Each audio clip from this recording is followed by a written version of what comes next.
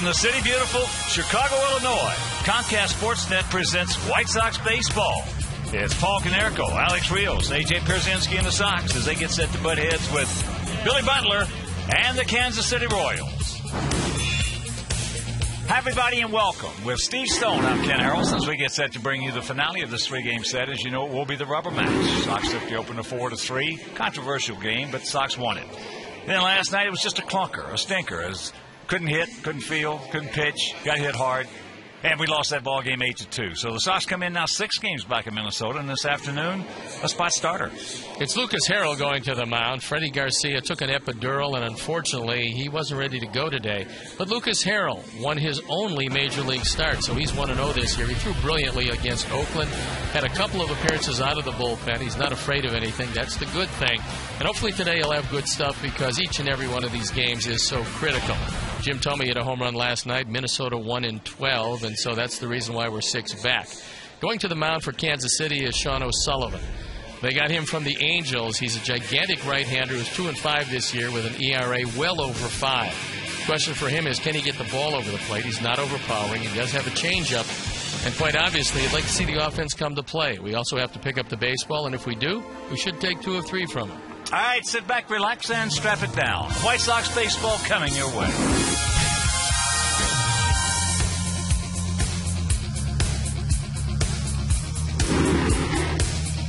White Sox baseball on Comcast Sportsnet is brought to you in part by your Chicago area Lexus dealer, who invites you to test drive a Lexus today. Blue Cross and Blue Shield of Illinois.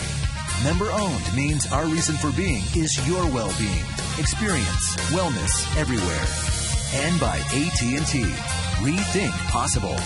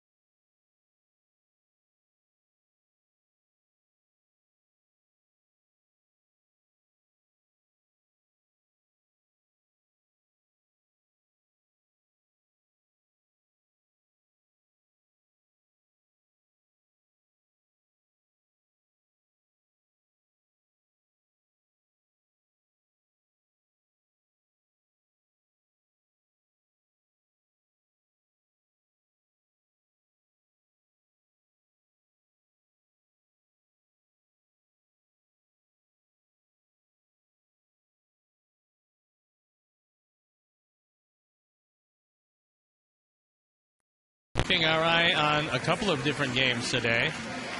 Certainly one of them is the Minnesota Twins as they battle the Cleveland Indians. The score is 5-2. They're in the bottom of the 3rd in Cleveland.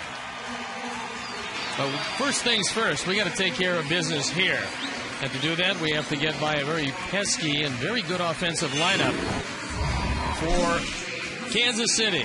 They lead off with Blanco, and then Meyer, Butler, Kawahui, Betterment, Gordon, Pena, Getz, and Betancourt playing shortstop and hitting 9.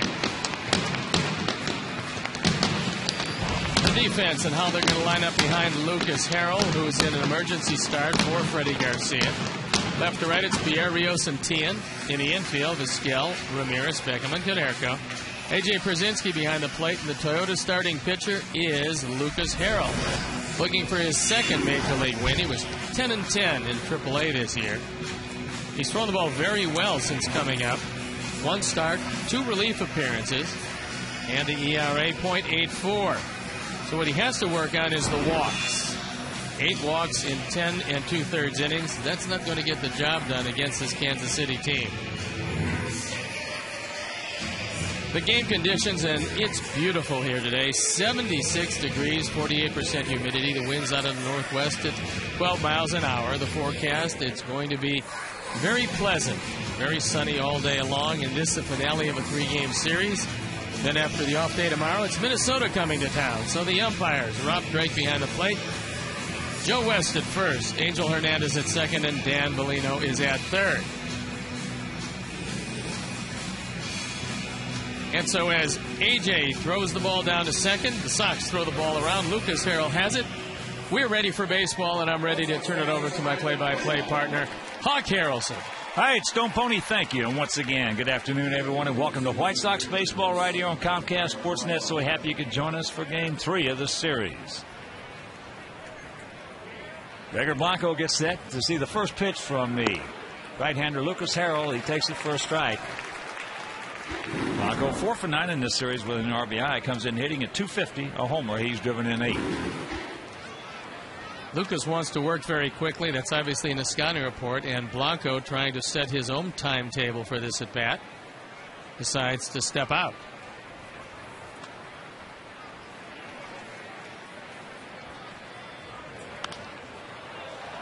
As that is fouled away, Souvenir left side. This is the final meeting of the year between these two clubs. In the first 17 games, Sox have won 9 of them. Kansas City has really played us tough this year. Seems like each and every game has just been a nail biter, as that's not going to be good right there. He was playing in short over towards the line. He leads it off with a stand-up double. Blanco did the exact same thing last night in the second inning. He got a breaking ball away, and because he chokes up and just protects, he's able to poke it right by it, drawn in Juan Pierre. So a bad start, as here is Mitch Meyer. He's 3 for 6. That was yesterday. Comes in hitting at .259. Royals hitting at .274 as a club. For much of the year, they led the American League in hitting. Tries to hook it. He does. And the count 0-1. Royals, as we speak, 3rd in the league. Texas leads at .277. Minnesota at .276. Kansas City at .274. Sox at .268.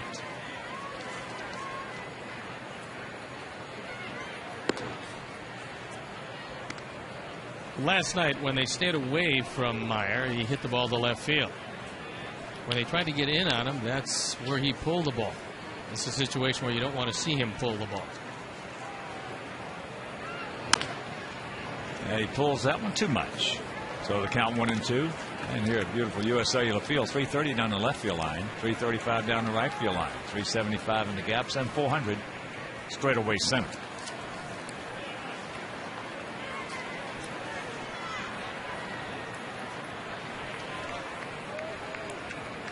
A.J. with the numbers.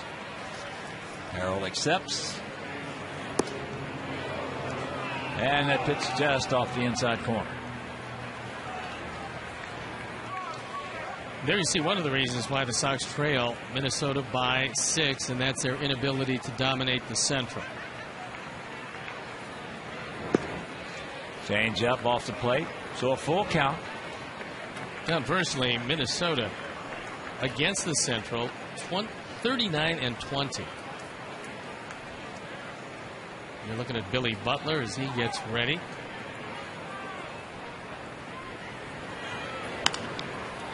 And that ball, that's foul, curving away from one, and he won't be able to get there in time.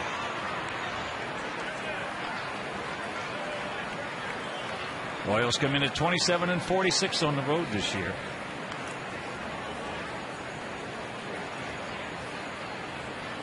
The rubber match of this 3-game series. Sox took the opener 4-3. Then yesterday it was 8-2, and just a bad game for our guys. Gave them some early runs and could not overcome it.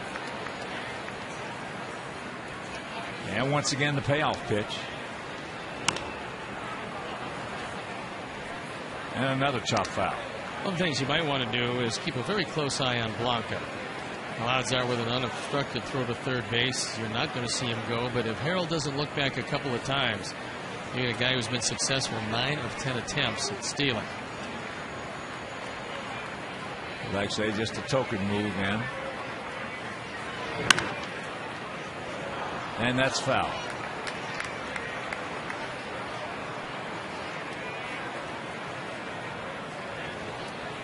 So a long, protracted at bat right here for Mitch Meyer.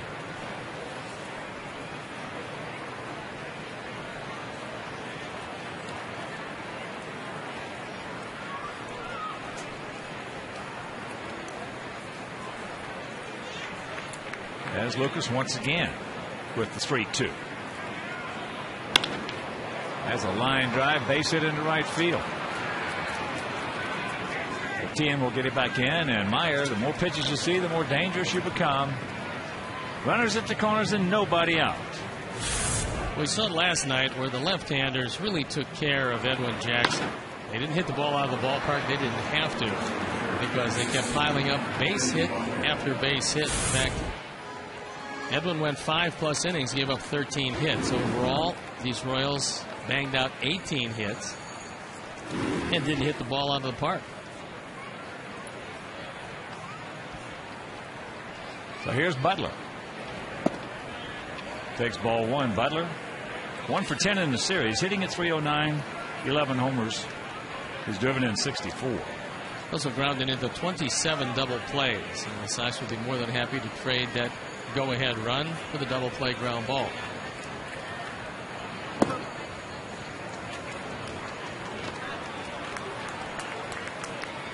And the count 2-0.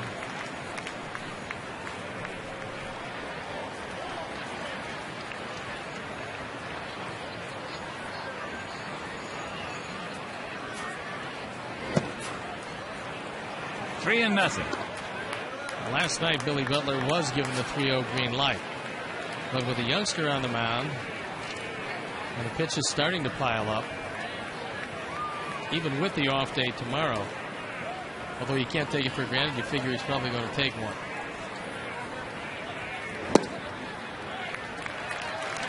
That little 3-0 fastball he hit yesterday was into center field, just a soft fly ball. Got it on the end of the bat.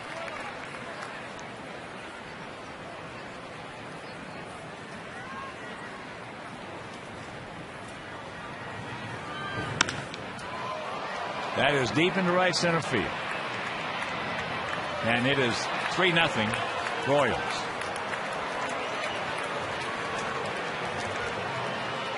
Little league, pony league, minor league, major league.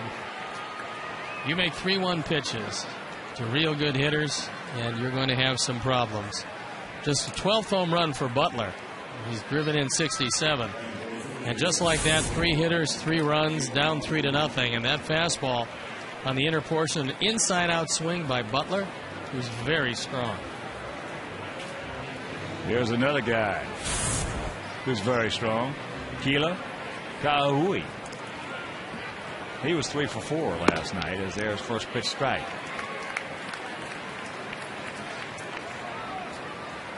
We talked about Harold yesterday and his start this afternoon. He's got to throw first pitch strike and then go from there.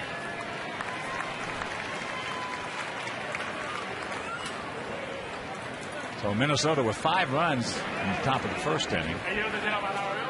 They had a situation over there. There's out number 1.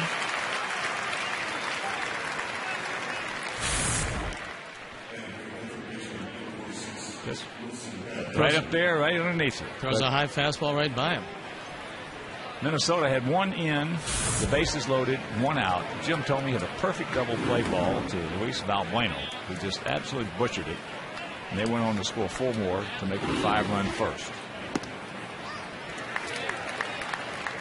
Betterment takes strike one.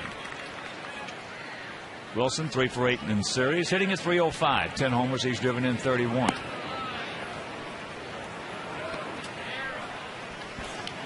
Just about every one of the left-hand hitters in the lineup had big nights last night.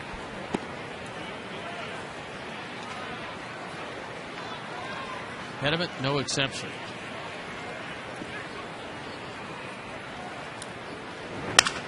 Broken bat. He had a broken bat RBI single his first time up yesterday.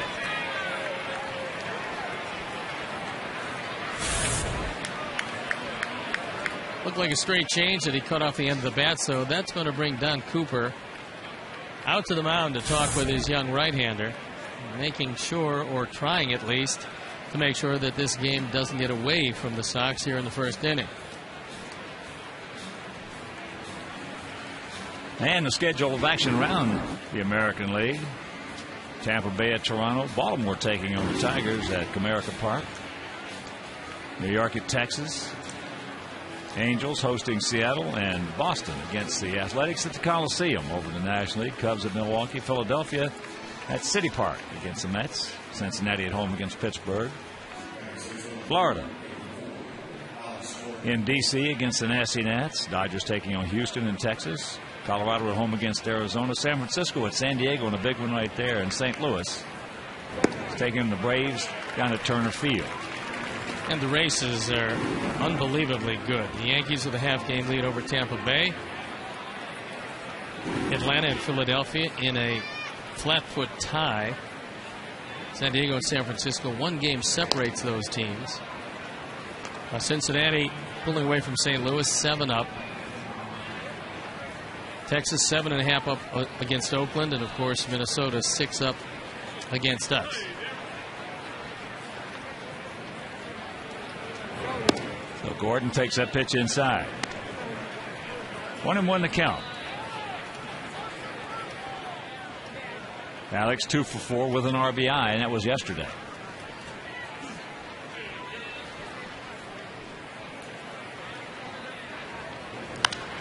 And that's out of play.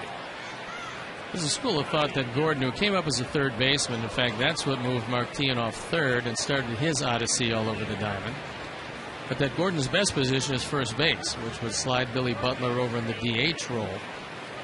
And they feel that if Gordon could do that and get comfortable there, he could actually turn into quite a hitter. 2 balls, 2 strikes to a 26-year-old out of Nebraska.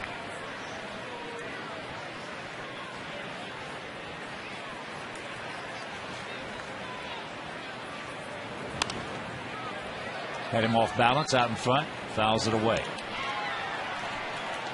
3 runs on 4 hits here in the top of the first if you're just tuning in for Kansas City. Lead off double by Blanco.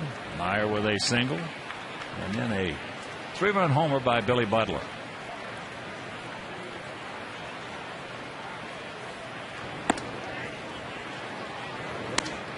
And a full count.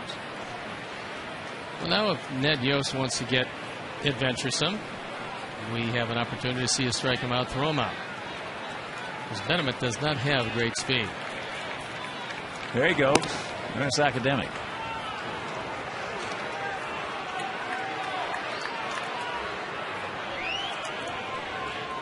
So he has already thrown 31 pitches here with 1 out in the first, and that'll bring up Brian Pena. Hitting at .252, no homers. He's driven in 14. Pena, a switch hitter, grounded into 6 double plays. And that's just in 45 games. He is a much better hitter from the left side. That's how he'll be looking out at Lucas Harrell. There's the strike. He's another one of those guys that loves choke up on the bat and hit the ball where it's pitched.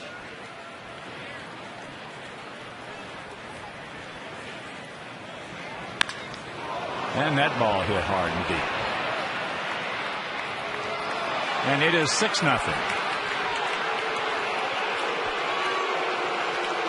That's the first home run of the year for Pena. now driven in 17 runs.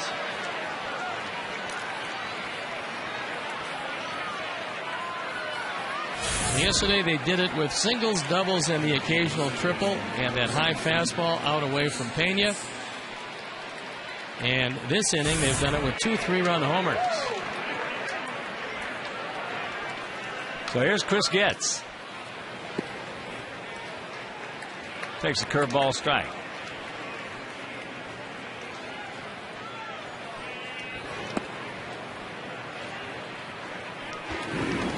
A quick, big 6 spot for Kansas City. We got them right where we want them.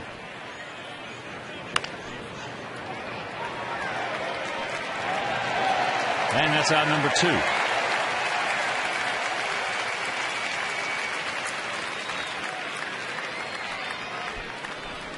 Carlos Torres thrown in the bullpen.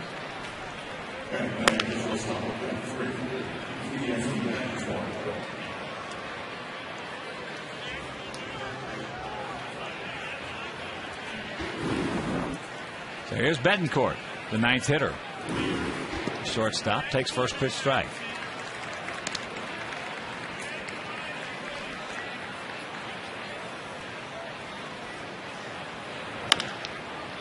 Alexei on the 3rd bounce. And that'll do it. With some damages done. Meanwhile, we still got 27 outs.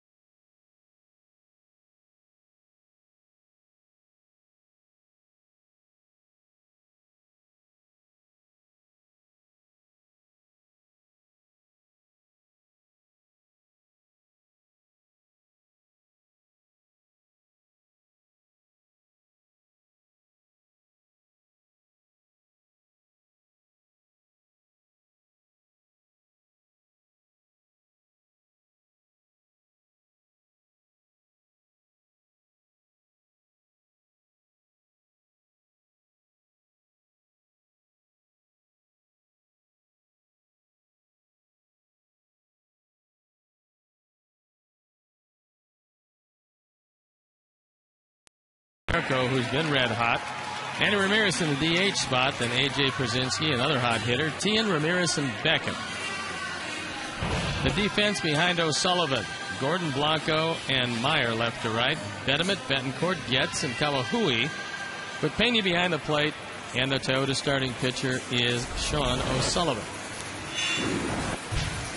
He's on for the 10th time. Record 2-5. ERA, touch under 6. So you can tell the right-handers have really hurt him. And the Sox have to start chipping away. And before we show you our picks to click, you at home select yours as first pitch strike to Juan Pierre. 1 for 9 in this series. Comes in hitting at 273, a homer. He's driven in 38.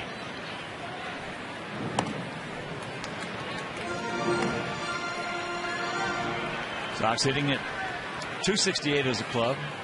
39 and 28 here at home. And there's a good way to start it. So good speed aboard. He has 54 stolen bases. And despite the fact that O'Sullivan is a very big right-hander, he's not overpowering. And if he doesn't hit his spots, he's got problems. That fastball is up and out over the plate. Promising way to start the first inning with the bat of Juan Pierre. Here's Vizquel hitting at 287. Couple of homers. He's driven in 28.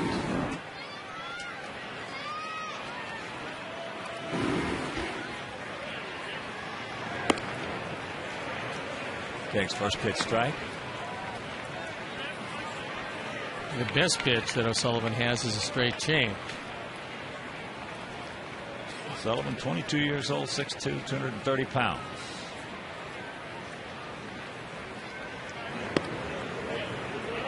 Checks it up, and the count 0-2.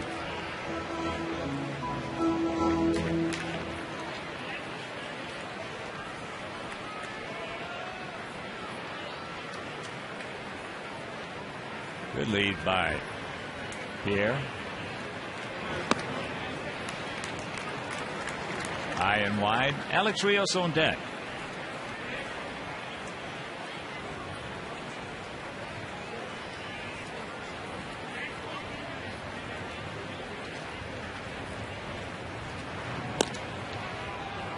Token toss. And we saw in that first half of the first inning how easy the ball will go out of the ballpark.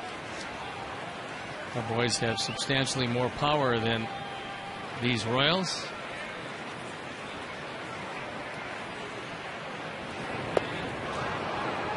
And there is that straight change, which is a dandy.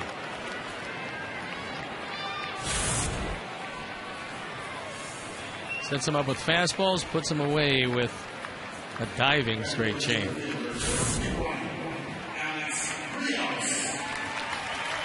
So 1 out to Alex. Alex hitting at 289, 21 homers. He's driven in 82.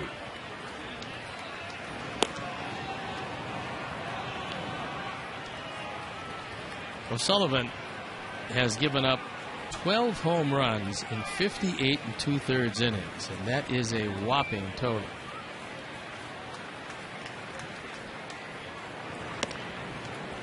Pitch up high.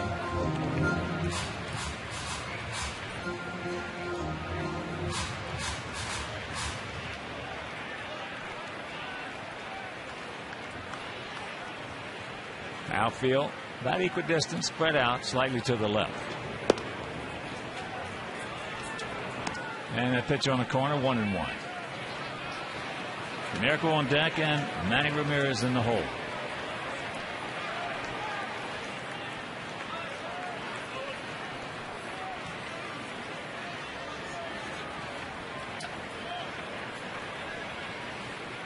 There he goes.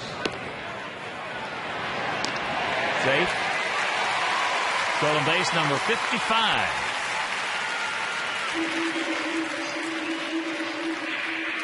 Good jump by Pierre. The throw is up from Pena, and Juan able to just go head first under the tag.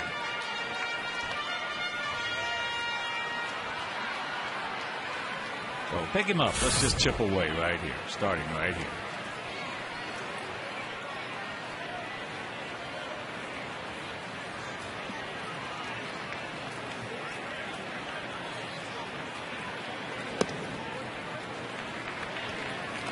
Count evens at 2.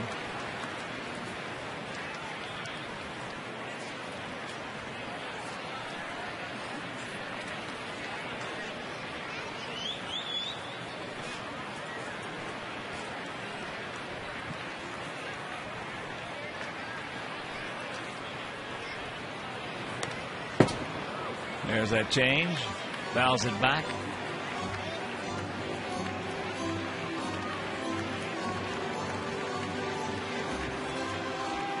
One thing that O'Sullivan is not going to do is rush into anything with runners on base. He is historically one of the slower pitchers around. Fit very well into that Yankee staff or Red Sox staff. They like him slow over there. As that's out number 2, so 2 strikeouts for O'Sullivan.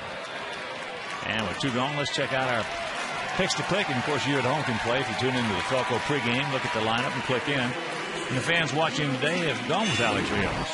Mike Larry, our producer, and the crew, well, they're going with Omar Vizquel. Stone Point's going with Manny Ramirez, and JJ and Tim Shearer and I, we're going to go with AJ Pierzynski. So here's Konerko. Paulie at 318, 34 homers, 99 driven in. There's number 100 sitting right out there at second base for you, Paulie.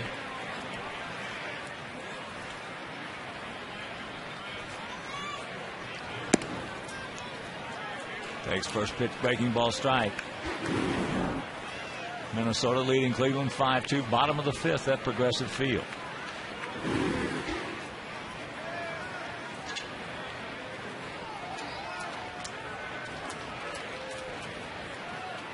Five runs in the top of the first. 4 gift. On a big error by Valbuena. That ball hit high and deep. Stretch, stretch. Get on back there. Right at the wall. You drop, you can. Put it on the board. Yeah. Yes. 2-run blast by Canerco, and it's a 6-2 ball game.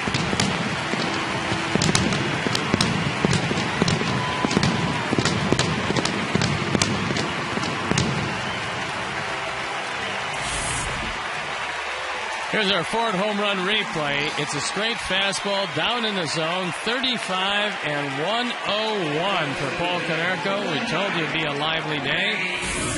And O'Sullivan gives up a home run every 4 2/3 innings.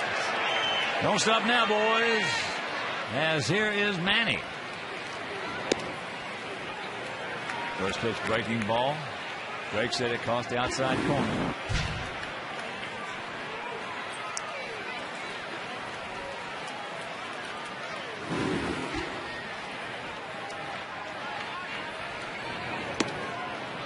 Another one. Like a cookie right there. Meanwhile, the count 0-2.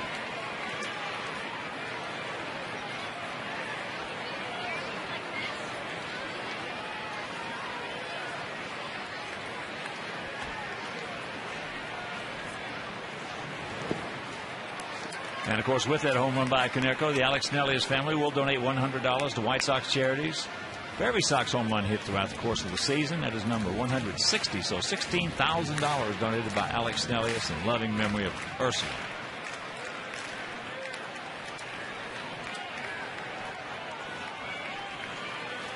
Two out and the 1-2 pitch.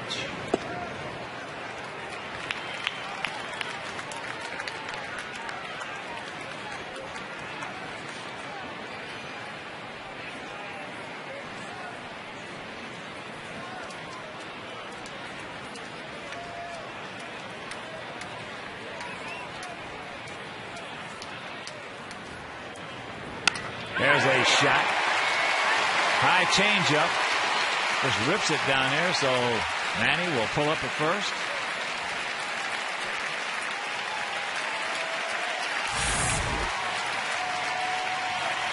That changeup is up and out over the plate. Manny bidding for his first extra base hit, but Gordon gets to it quickly and gets it back in even more quickly. It's a third baseman's arm, so he's able to get it back in and hold Manny at first. Well, here's AJ. AJ hitting at 277 homers, 51 driven in. 4 for 8 in this series with a couple of RBIs. Takes first pitch, strike. In his last 22 ball games, AJ hitting a robust 416. I think you can figure out by this first inning that there's going to be a lot of outs covered by each of the respective bullpens here today.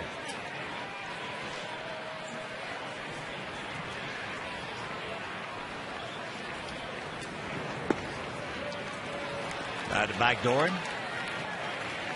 And the count evens at 1.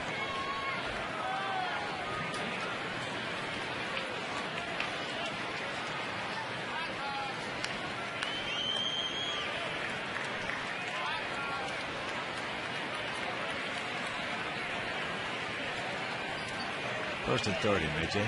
10 on deck. Decent lead by Manny. Had him off balance. And the count 1-2.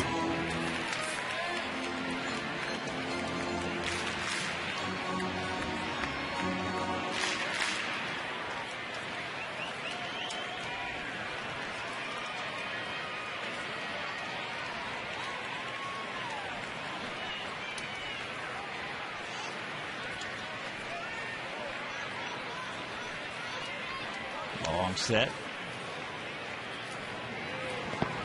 Ball gets away, so Manny moves on in too. second base. Fourth wild pitch for O'Sullivan. That's his first wild pitch as a member of the Kansas City Royals.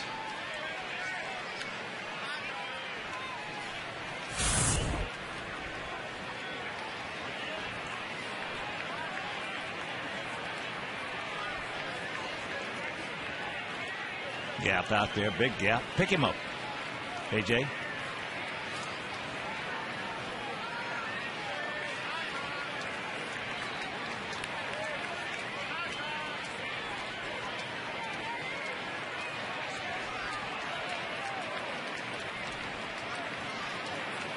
Two out. And he at second in the 2-2 pitch. A change up. Pops up. And that'll retire the side, but the 2-run homer by Paul Konerko will go to the second. 6-2 Royals.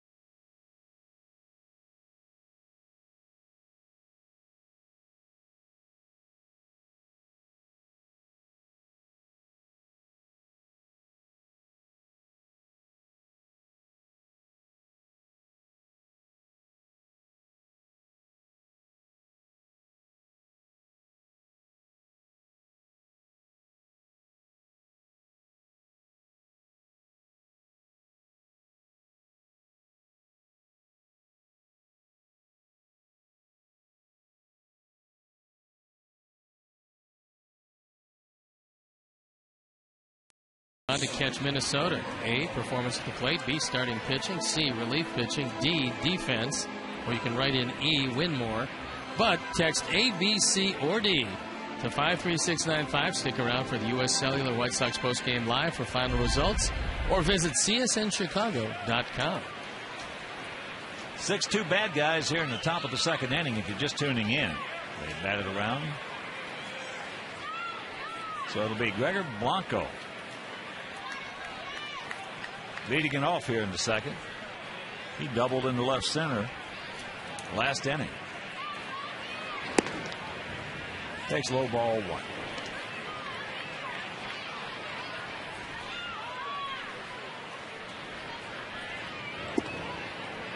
There's a strike.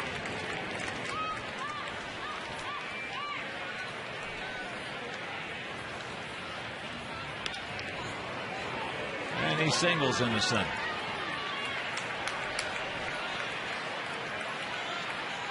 So good speed at first.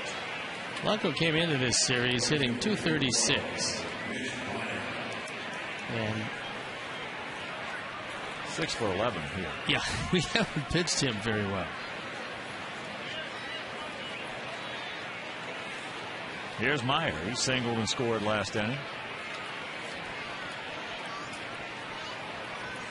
Meyer 4 for 7 in the series.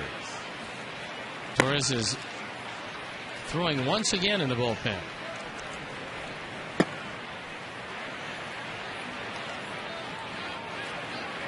Well, they had 18 hits yesterday, all of which stayed in the park.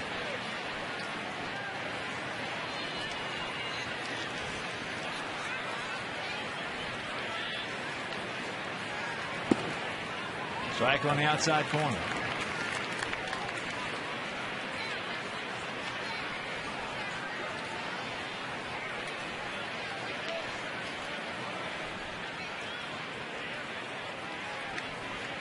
Decent lead by Blanco.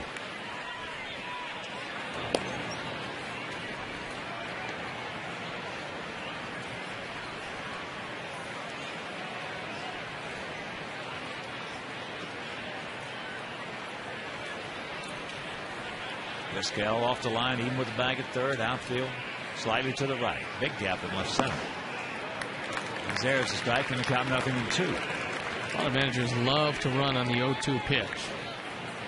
And now with it only a 4-run game, and the fact that it is only the second inning, you do have to keep your eye on Blanco.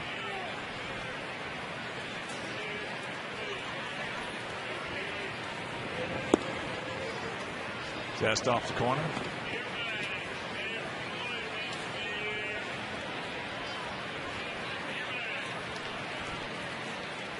Next pitch will be number 47 with nobody out here in the top of the second.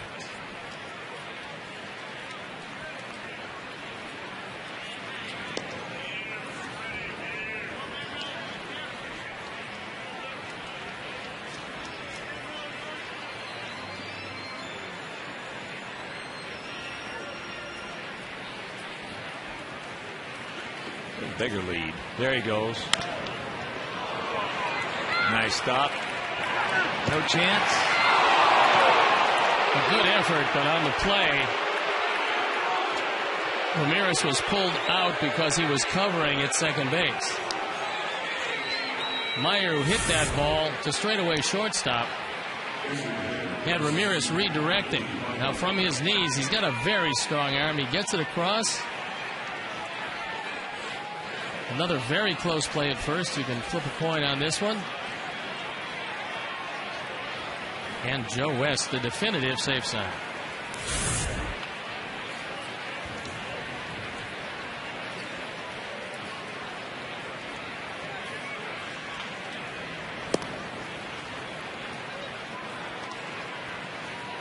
Last time he faced Butler, he fell behind 3-0, then threw a strike for 3-1, and the 3-1 fastball went out of the park to start off the scoring.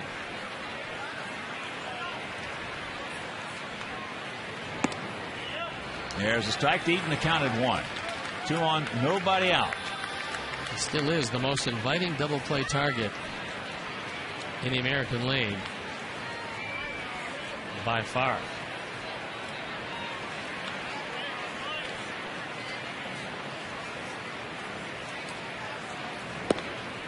And there's a strike.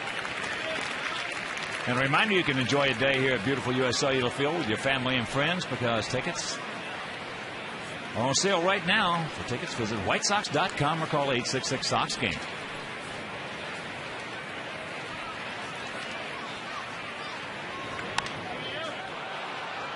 Butler does that very well, especially 0-2-1-2 in that protect mode. He will just drag those hands through and stay inside the ball. Don't forget, with 516 at bats, he's only fanned 62 times, which is not all that bad. Well, that's what he does well to keep himself from striking out so much. If there's a Omar, back him up, around the horn, 2 down.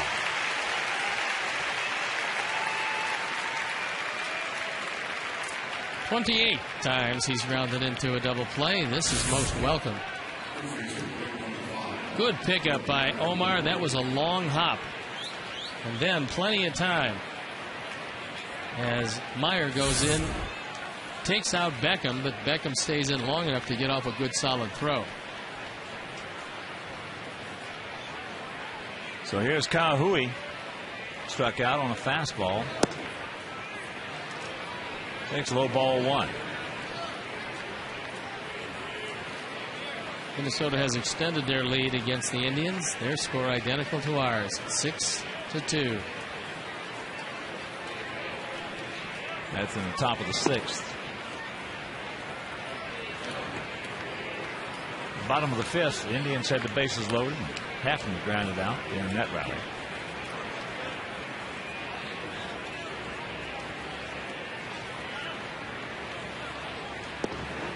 Nice motion on especially a 2-0 count.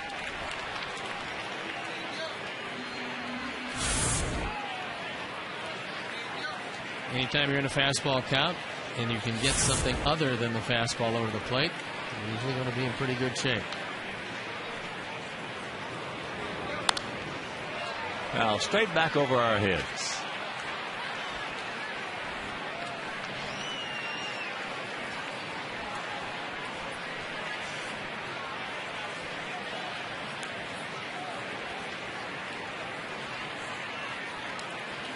2 balls, 2 strikes, 2 out. We're in the top of the 2nd inning. And just did, on that field swing, get a piece of it. Well, another straight change, if he can keep it low and away, will probably end this inning.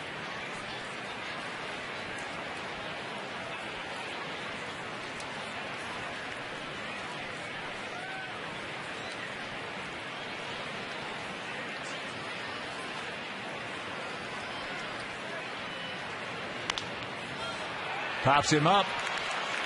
Omar makes the catch, so they get the first 2 on. Can't do anything with it. We'll go to the bottom of the 2nd. It is still 6-2 Royals.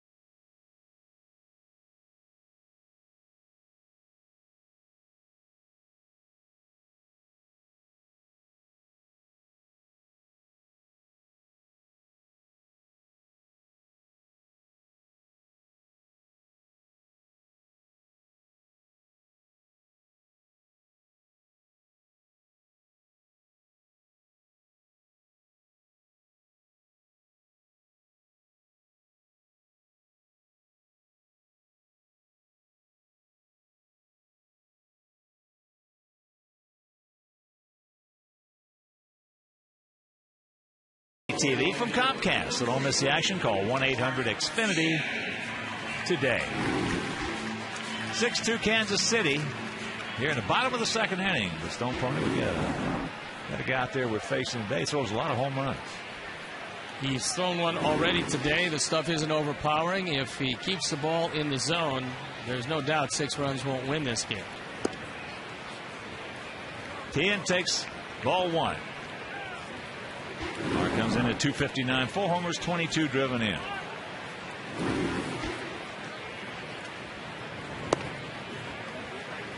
And that grabs the inside corner to even the count at 1.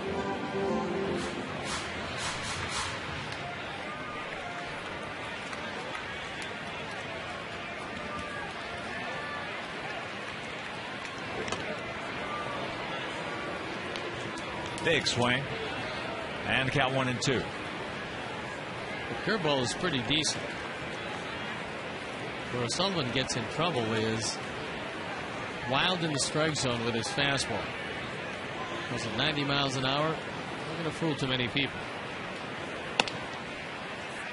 Too high. Taking some of the scores for you. Top of the 6th. Tampa Bay trailing Toronto 3-1, but the Rays have a couple of guys on. Philly shutting out the Mets 3-0. Bottom of the 7th. As that's fouled down at City Park. Cincinnati leading Pittsburgh 1-0. Bottom of the 6th at the Great American Ballpark.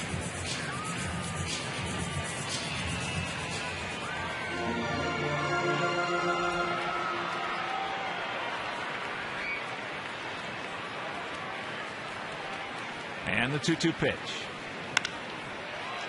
High pop-up can of corn.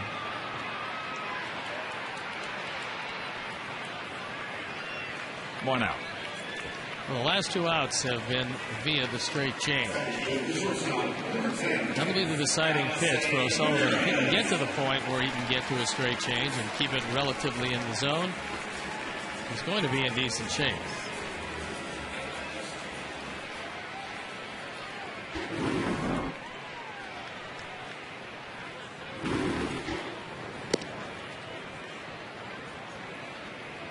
Alexei 1 for 8 in the series, hitting at .278, 16 homers. He's driven in 60.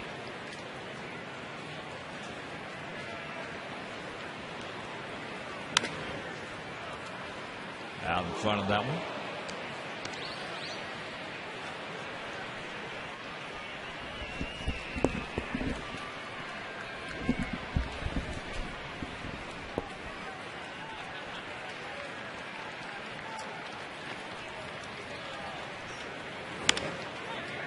That's softly hit. Gets. And that's out number 2. And Wednesday, 7:10, Sox against the Twins. Come celebrate Mexican independence here at U.S. Cellular Field and enjoy post-game fireworks presented by all the great folks at Miller Lite. So for tickets, call 866-SOX-GAME or visit whitesox.com. Twins here Tuesday, Wednesday, and Thursday. All 3 games critical, and tickets left for 3 of those, as well as the weekend with Detroit following the Twins into town.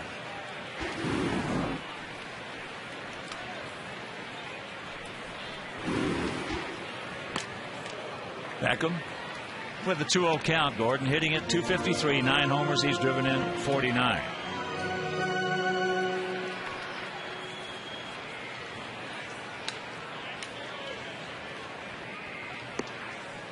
And a 3-0 count with Juan Pierre on deck.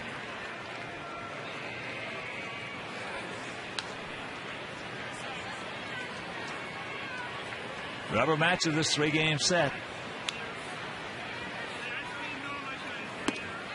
And there's ball 4. So the first walk issued by O'Sullivan. And here's one who singled. Stole second and scored ahead of Canerco's 2-run homer last inning.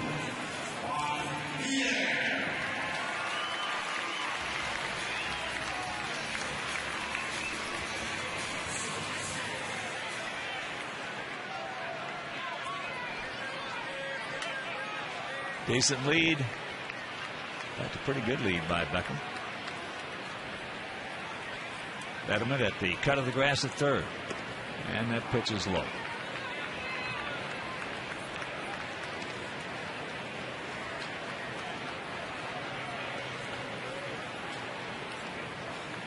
Blanco extremely short in center.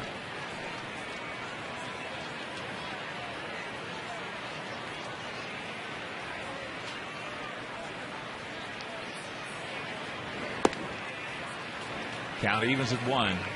Boy, as a base runner, when you check in your outfielders, you see a center fielder that's short. Anything in the gap, if you can run it all, you got to get a good secondary and score on a tweener.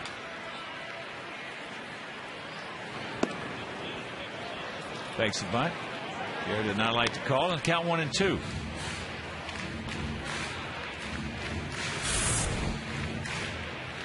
Well, I'm thinking about laying one down. I thought better of it, but took the called strike.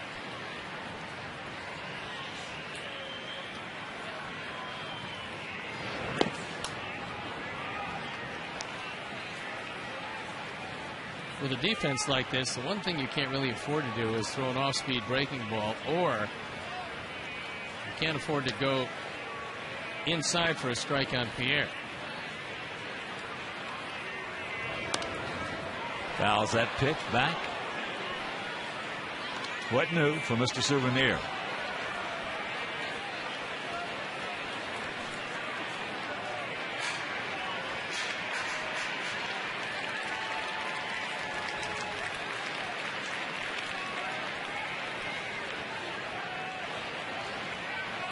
And once again, the 1-2. Chops that one foul.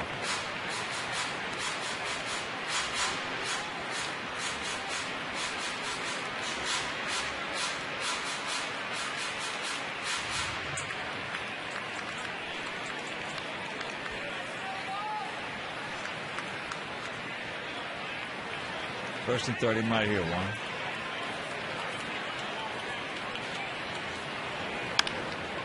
Right to the shortstop, Betancourt, up with it. Over to first, and that'll retire the side. Nothing across. There were no hits, no errors, one left. And we'll go to the third, trailing by 4.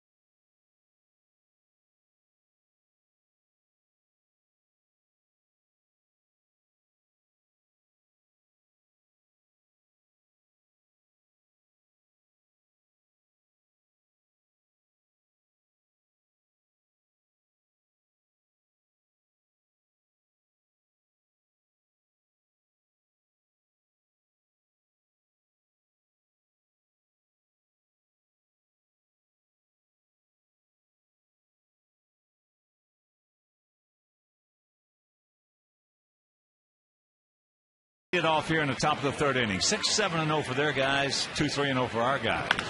Change up. Off the end of the bat. One pitch, one out.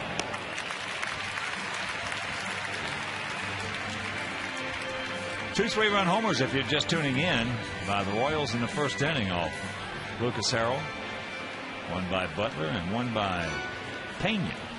And he might have been one hit away from leaving this game. With first and second, nobody out in the second inning. He got the double play ground ball off the bat of Billy Butler. That quieted Carlos Torres. He sat down. Harrell got through that second inning, and Ozzie needs some innings from Lucas today. First pitch strike to Alex Gordon, who walked and scored back in the first.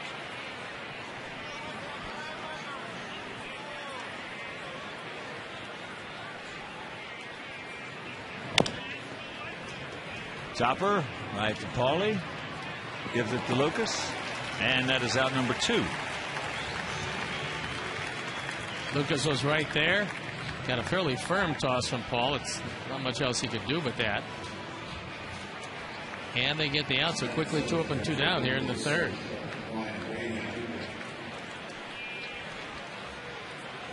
Here's Brian Pena, his first homer. 3-run shot in the right center field bleachers.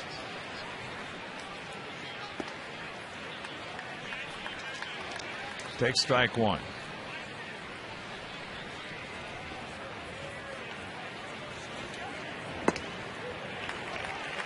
And if you miss that home run, poof.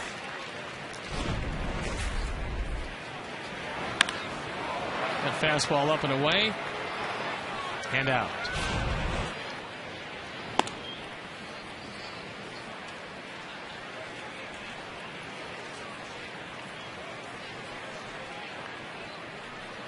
Pretty good numbers for Brian Pena. He was getting an opportunity to play and making the most of it.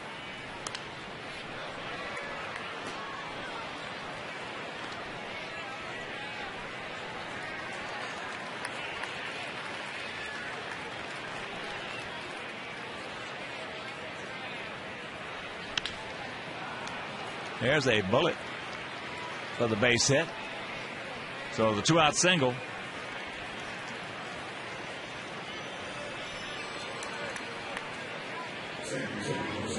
Pena, another guy who's put over 30 points on his batting average in this series. And the Rays have just tied up that Toronto game at 3. Still hitting. in the top of the 6th.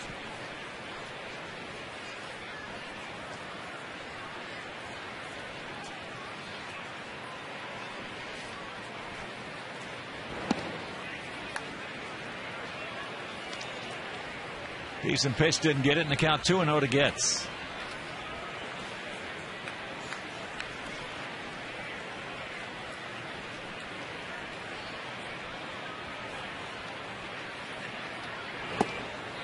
There's one.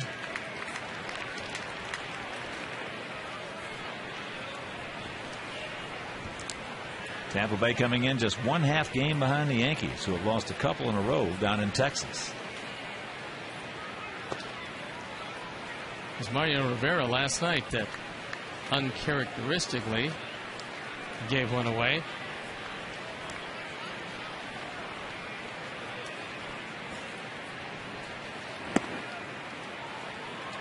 And there's ball 4. So with 2 out, nobody on, the single by Pena, the walk to Getz.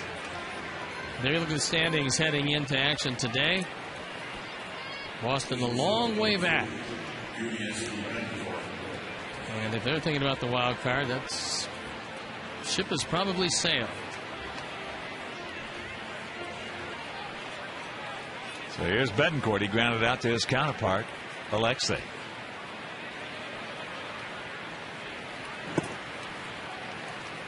Starts him off with a changeup, low and away. 70 pitches, and he's not out of the 3rd yet. So AJ comes out, wants to come him down. This becomes a pretty big situation, even though it's early in the game and we trail by 4. This is their #1 home run hitter and their #1 RBI man, even though he's hitting 9.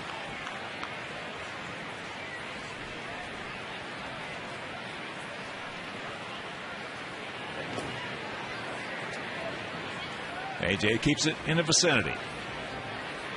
So 2-0 the count.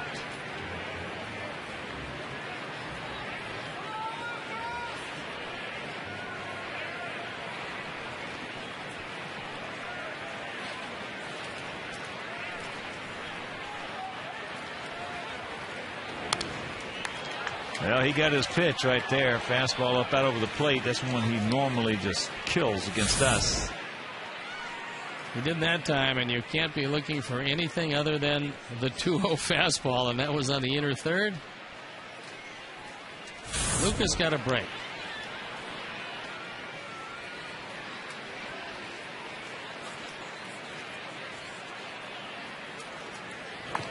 Jacks it up, fouls it off, and that evens the count at 2. So 2 on, 2 out, 2 balls, 2 strikes here in the top of the 3rd. 6-2 Kansas City.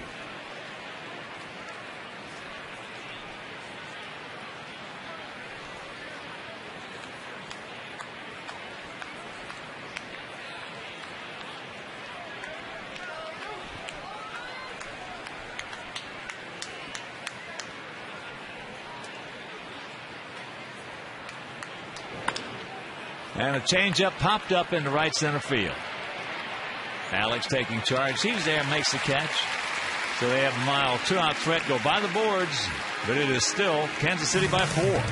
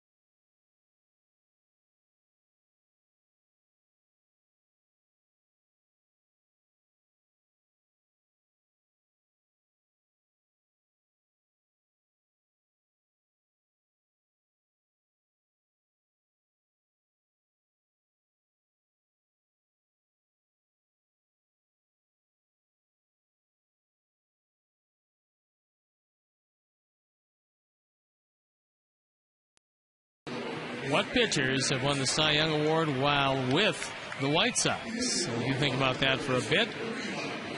And we'll get back to you a little later in the game with the answer.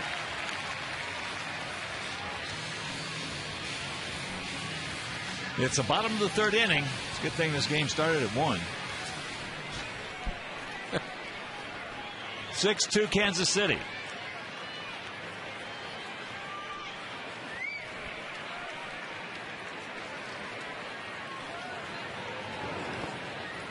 Omar fakes the bunt, takes the ball 1-0. Omar struck out his first trip on a changeup. Kansas City 6 runs on 8 hits. 2 of those 8 hits were 3-run homers. Sox with 2 runs on 3 hits. 1 of our 3 hits, a 2-run homer by Konerko. And the count 2-0. Betterman went on the grass at third. Outfield short. Swung around to the left.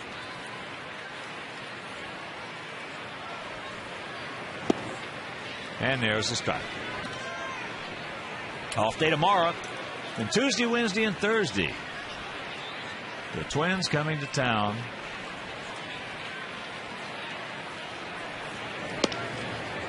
As he fakes another bunt, takes another ball, and it counts 3-1.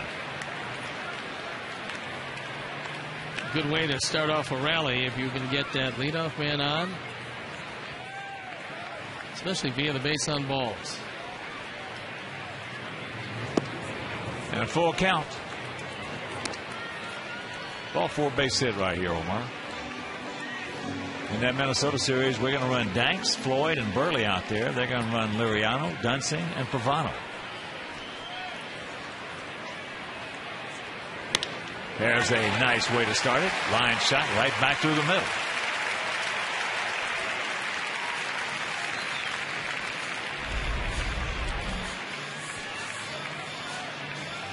There you see 2 of the games, Tuesday and Thursday, right here on Comcast Sportsnet. Wednesday over WCIU, Channel 26.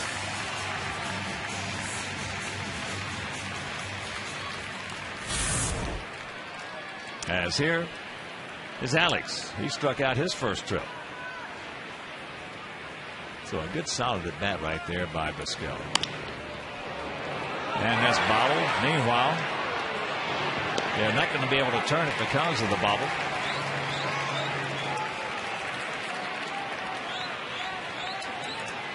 Tough ball to handle for Betterman, who's not known as a Gold Glove, but he does a nice job of staying with this one. He's still able to just barely get the force out at second base. So here comes Pauly. He homered last night, and he homered in the first in this game. And if you missed it,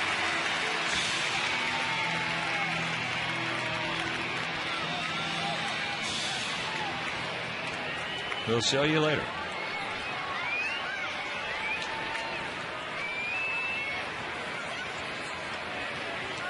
Now 35 homers, 101 knocked in. And poof.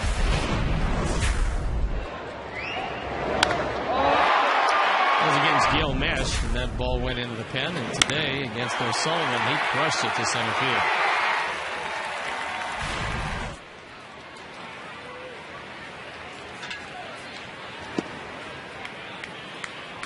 Takes a look at ball 1. Manny on deck.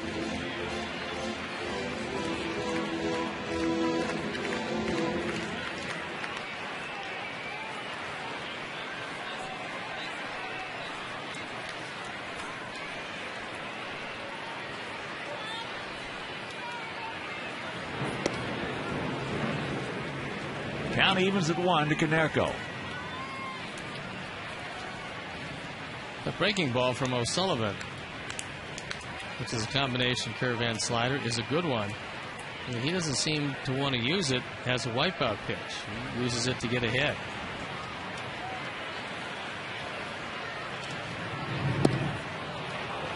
There's an example of it. Now Pauly's in the hole, 1-2.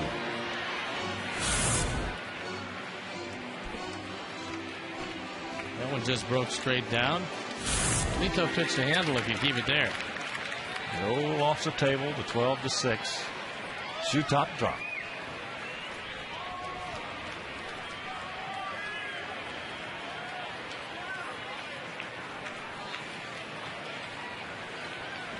Come on, Paulie. First and 30.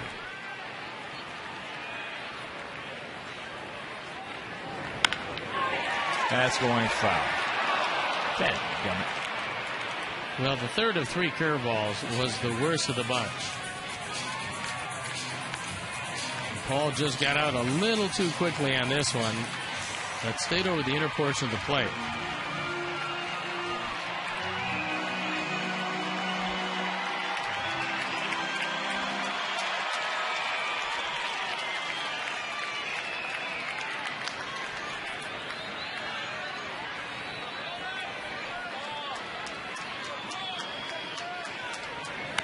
That ball hit deep. Gordon just looks up. You can put it on the board. Yes. Yes. A 2-run home by Konerko, and it's a 6-4 ball game. He tried to sneak a fastball by him, and no, thank you.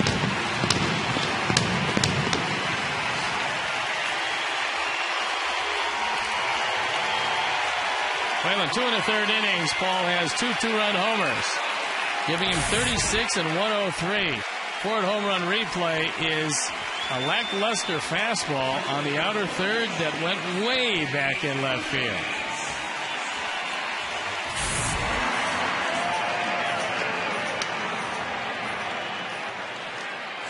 So here's Manny.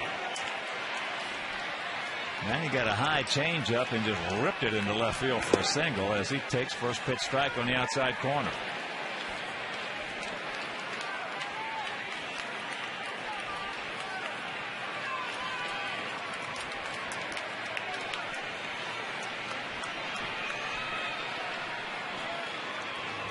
Take another look at this swing by Konerko.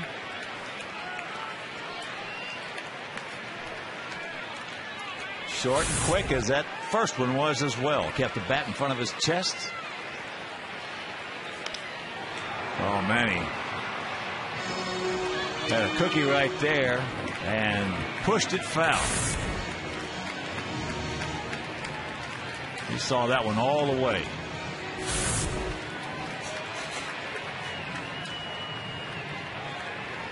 So 1-2 the count. AJ on deck.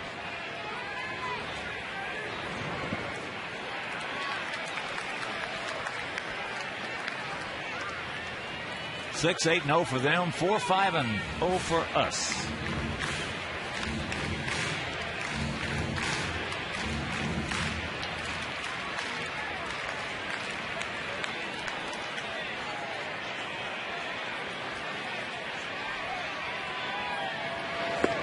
Batting.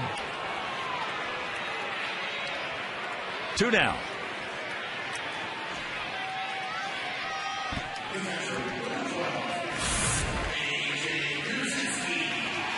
That time he just threw a hook, a no-doubter. And he doesn't bother to argue because that ball had the whole plate. Here's AJ. He popped up to Betterman at third on a changeup.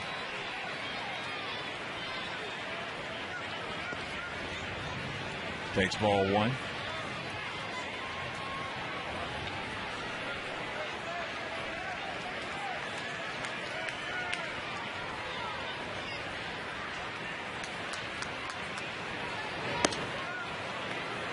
And that's how off the plate. Cleveland, Minnesota game now in the top of the 8th inning. Twinkies still leading 6-2. They scored 5 in the top of the first. On a 4-run error by Luis Valbuena.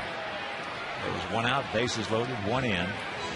Tomey at the plate, a perfect 2-hopper double play ball, and he just blew it, butchered it. Had plenty of time, trying to get it out of his glove too quick, and the ball just poof, went away. That ball hit into left center field. But Gordon runs it down. That's a hang wolfing for AJ. But the second 2-run homer by Paul Konerko. We'll go to the 4th. It is now just a 2-run ball game.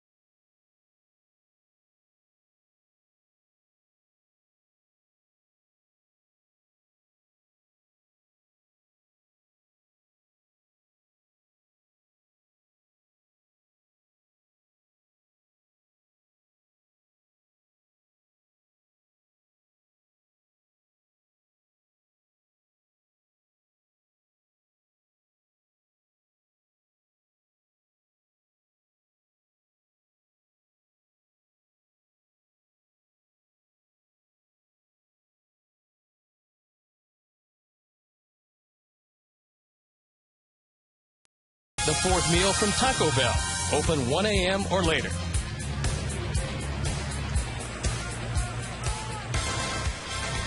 It's a 6-4 ball game here in the top of the fourth inning.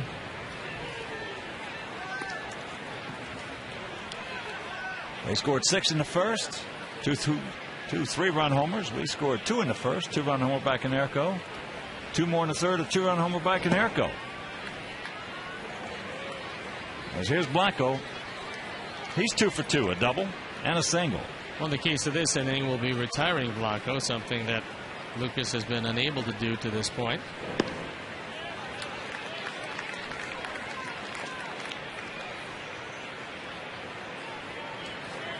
Scott Linebrink throwing in the pen as Lucas is about ready to deliver 82. Omar. 1 out.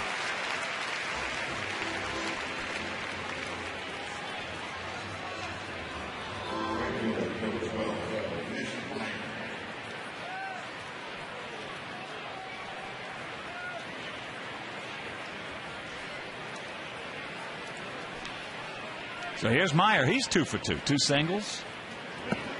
And he has also scored a run.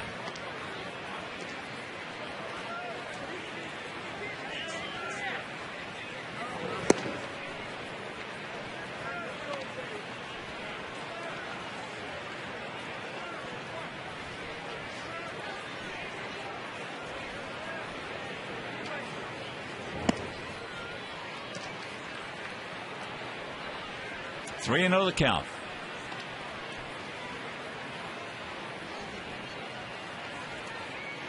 Come back and get it. There's one. So a shot of Billy Butler in the on-deck circle.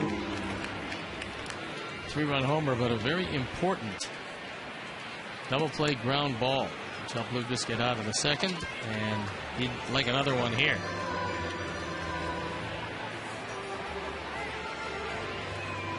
Third walk issued by Lucas. The first one scored. That was Gordon in the first inning. So here's Butler, that 3-run homer, his 12th of the year in the first. And that 5-4-3 double play started on a tough hop to Vizquel.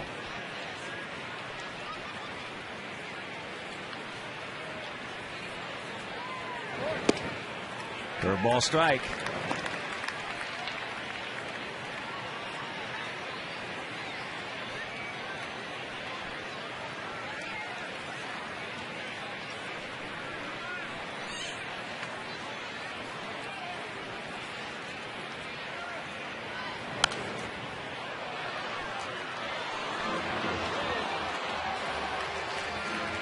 Fastball up out over the plate, fouled back. So the count 0-2. Linebrink continues to work as Harrell is about to deliver pitch number 90.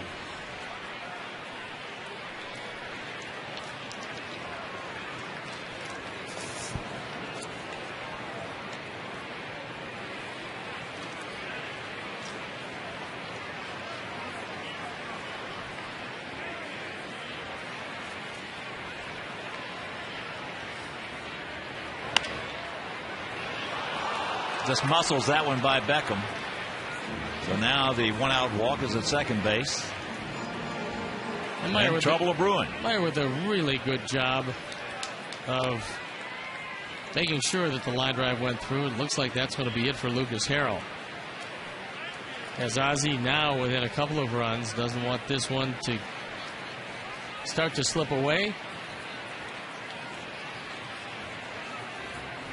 And Ozzie points to the bullpen. That means Scott Linebrink is going to come into this one. So the day is done for Lucas Harrell. And as Linebrink gets ready to come into the ball game, inheriting 2 men on, we'll step out and be back after these messages.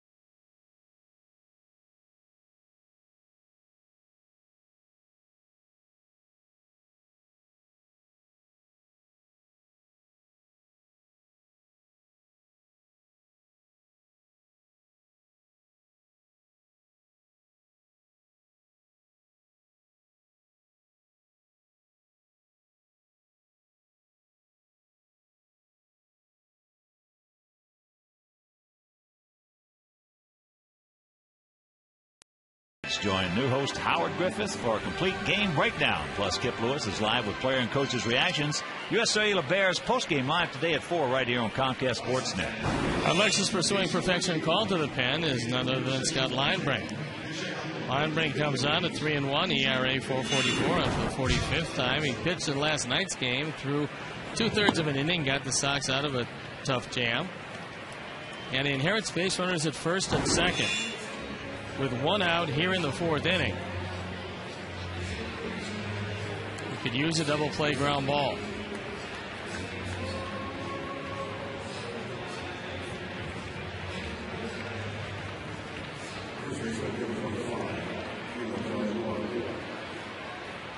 Kahui has struck out and popped up to Vizquel.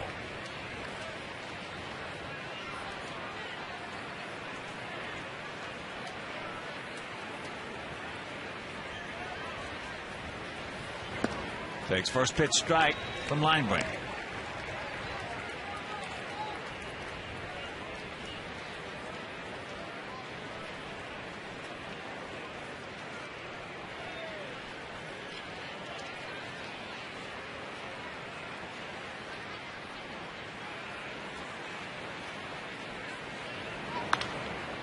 And very quickly, Kahui deep in the hole at 0-2.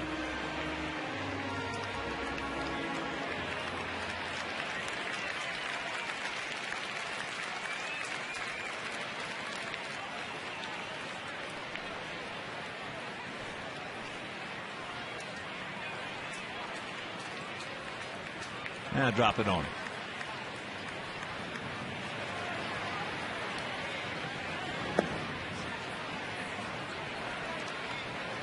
Ball and 2 strikes with a very strong Kahui.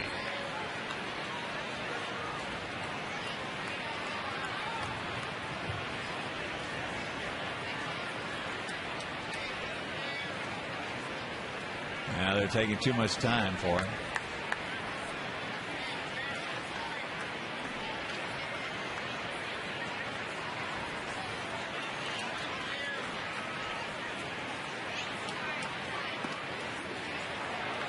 This is a little high. That would have been one that he would have taken regardless of where it was because it surprised him. Unfortunately, it was up and out of the zone.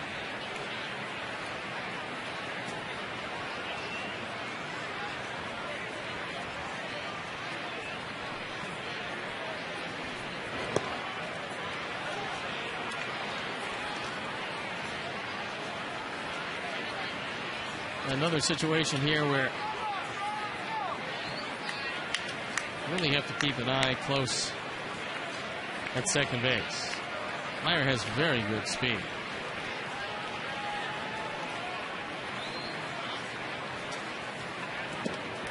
Had him 0-2. It is now full. Check that ball 4. Had him 0-2 and walks him. So the Sox packed. Didn't need that.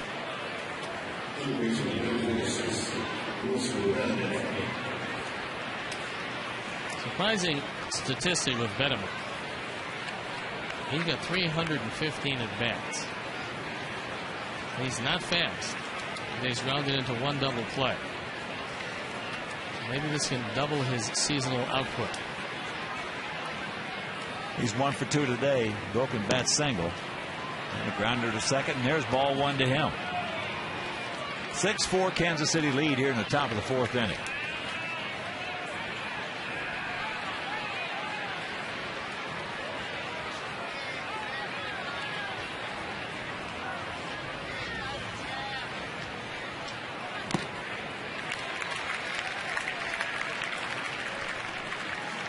Ball is striking out. Bettman, when we saw him in Kansas City, he was swinging a hot bat, just hanging out ropes everywhere.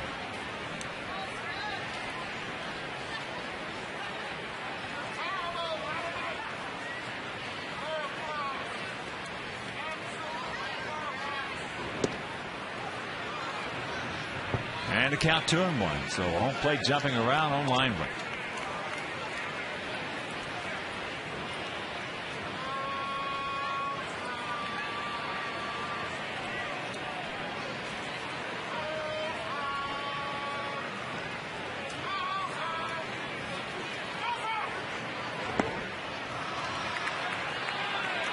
Got to throw some strikes. Got to throw some strikes. Now you've got a very good hitter, a guy who has hit exceptionally well against us the last couple of series. Looking at a great pitch to hit at 3-1. With the bases loaded, hitter's delight. Nice. Whacked him up. Nice play started by Beckham on a real good little backhanded flip to Alexei. And that defensive gem gets Linebrick out of a jam.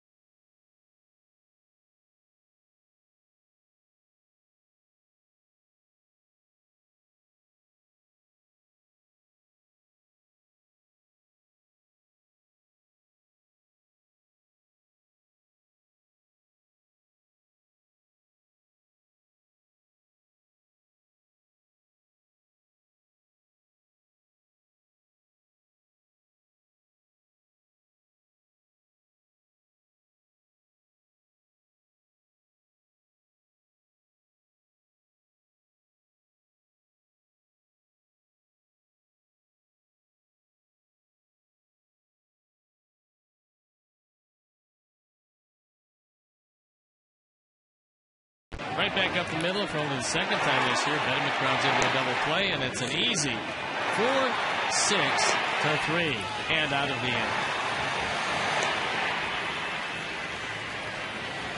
inning. Big time major league double play right there.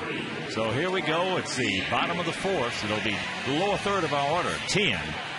Ramirez and Beckham. Tien's been able to play one time. Fly to center. Takes first pitch strike.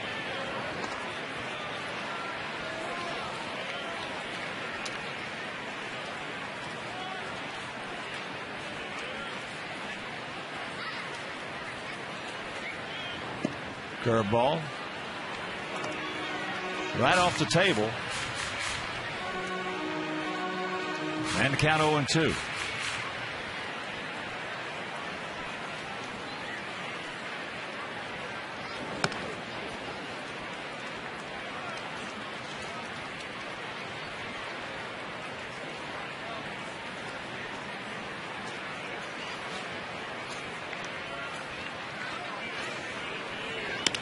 And there's a good way to start it. Just shoves that one into left field.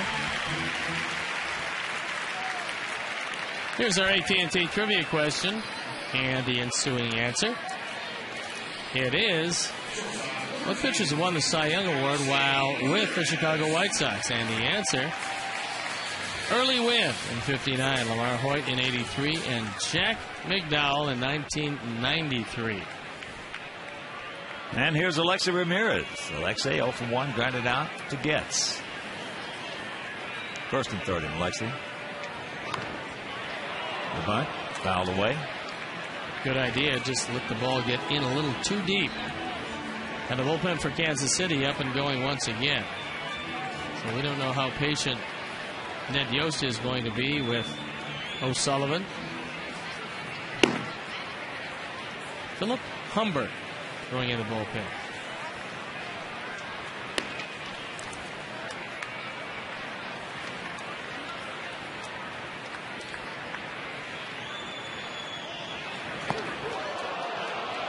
And the count evens at 1. And a reminder, prorated White Sox season ticket plans are still available for the remainder of the season, and fans that purchase the final 13 games and place a deposit towards 2011 will receive the opportunity to purchase 2010 postseason tickets. So call 312-674-1000 or visit WhiteSox.com.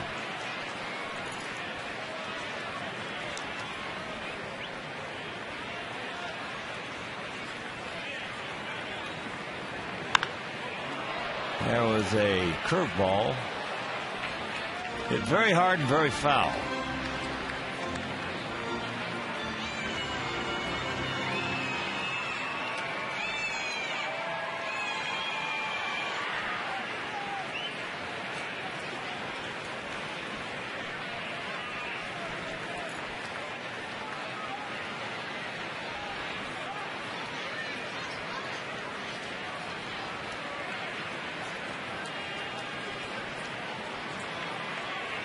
Ball and 2 strikes. Nobody out here in the bottom of the 4th. If you're just tuning in, Royals 2 3-run homers in the first inning. Sox 2-run homer in the bottom of the first, 2-run homer in the bottom of the third. Both those off the bat of Paul Konerko.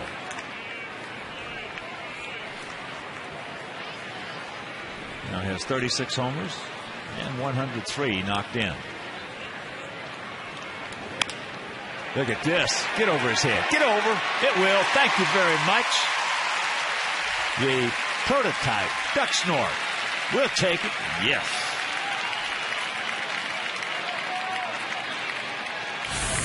So tying runs on base and nobody out. That fastball up a little higher than O'Sullivan can afford. So the bottom part of the order making some noise here in the 4th. Here comes Bob McClure to have a talk with his young right-hander.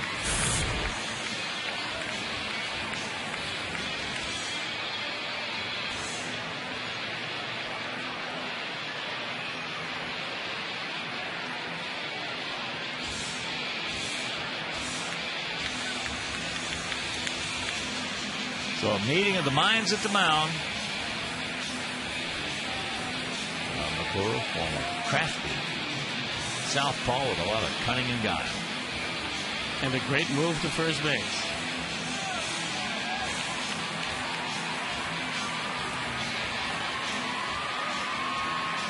He always looked like he was just throwing BP on the mound. Very calm, cool, collected.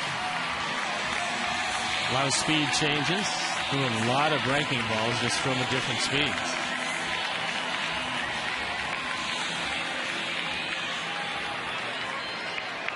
So here we go. Corners in close, looking for the bunt off the bat of Beckham.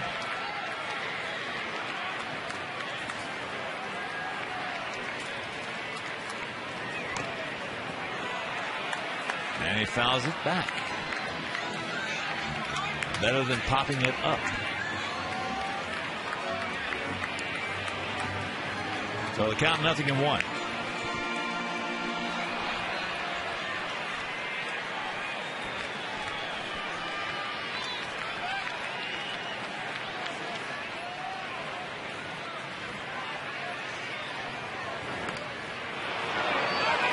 This ball gets in between both of them. Everybody safe, sacks packed.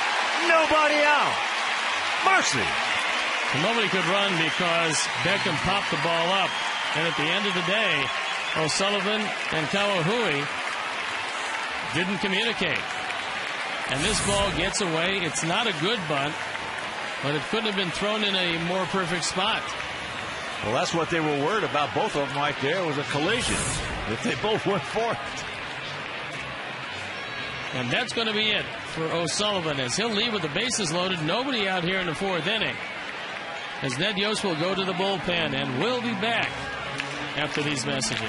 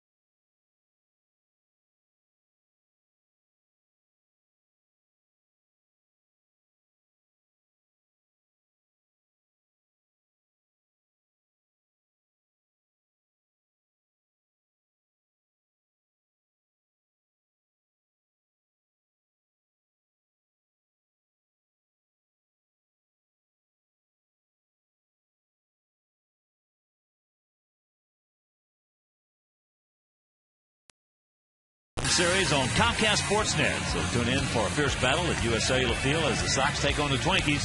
Don't miss White Sox Twins, Tuesday night at 7 right here on Comcast Sportsnet, fans' best friend. Lexus Pursuing Perfection, call to the pen. Going to be Philip Humber. Out for the 6th time, a 1-0 record, ERA just under 3. He inherits the bases loaded, no margin for error. You head to the top with Juan Pierre. All of these runs, the responsibility of Sean O'Sullivan, who has departed. He cannot get the win. He can get the loss. It'll be the top of the order. Juan Pierre, Omar Vizquel, and Alex Rios to face the 27-year-old right-hander out of Nacogdoches, Texas. Now resides in Carthage, Texas. He's 6'3", 210 pounds. Saw him in Kansas City, and he looked pretty good. Outfield short, swung around to the left. Nice gap out there in right center if he can find it. Takes ball 1. Don't help him out. Let's see how his nerves are.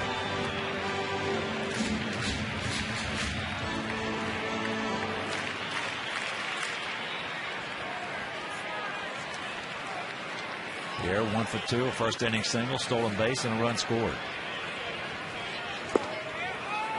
And that evens the count at 1. So a big pitch coming up. And Humber originally out of the New York Mets organization. Then he wended his way to Minnesota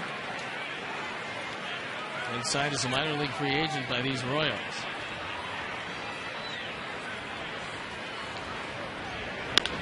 That ball hit hard into right field.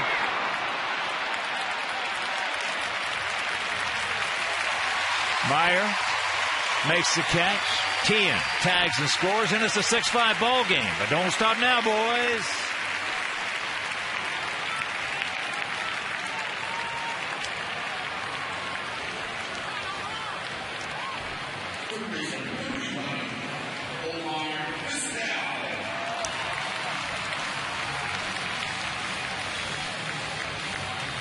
Here's Omar. He's 1 for 2.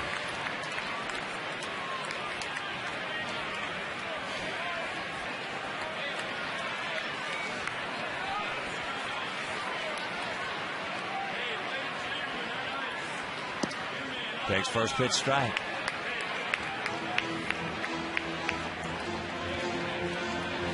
(6-9-0) for them. 5-8-0 for us.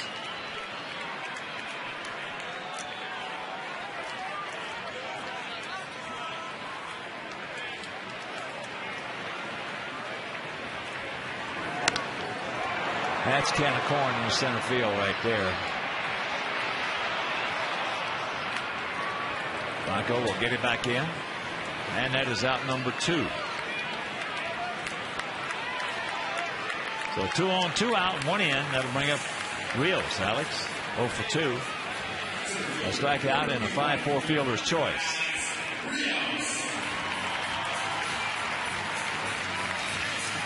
Big at bat here by Rios because you load the bases with nobody out. You chase the starter. And if Humber gets out of this just giving up 1, it gives a big lift to the Royals.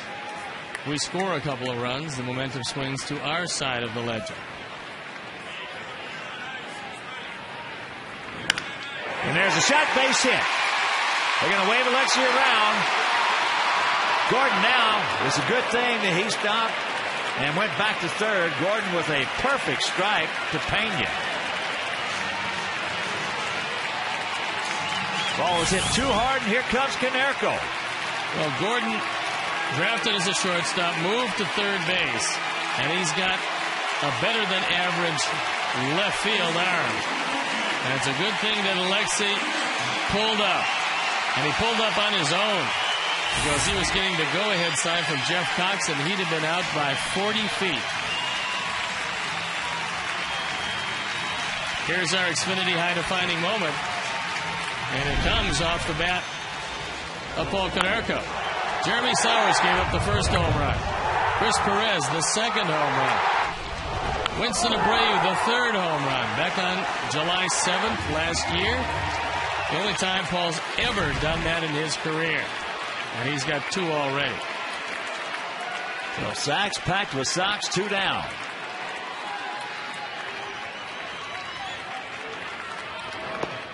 First pitch strike right on the outside edge of the outside corner.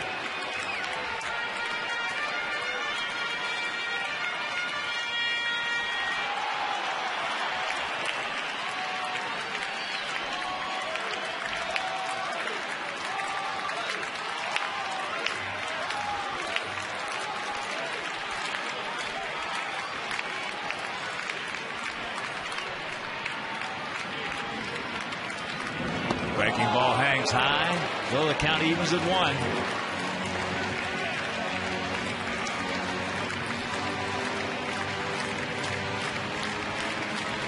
It's so even at 9 apiece, but Kansas City leads at 6-5.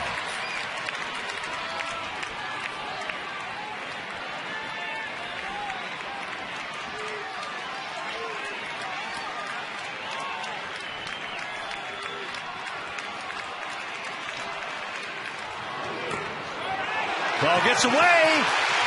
Here comes Alexei. Safe. This game is tied at 6. Yes.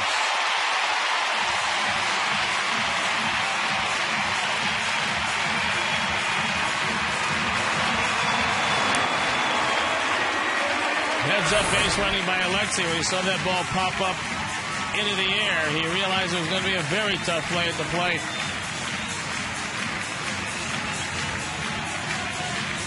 Pena tries the best he can, cannot get it there in time.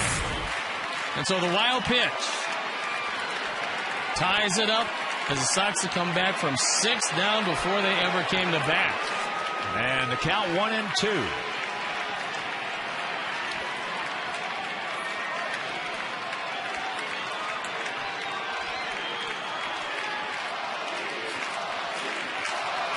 How about one more?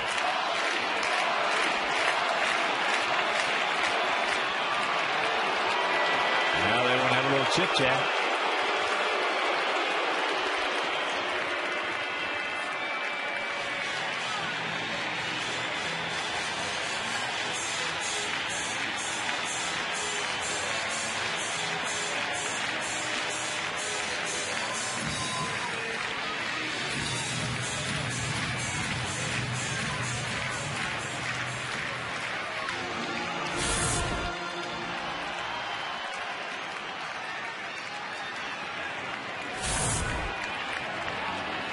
That was the swing called by Joe West. That curveball hangs high to even the count at 2. 2 on. Ducks on the pond. 2 out. 2 balls, 2 strikes.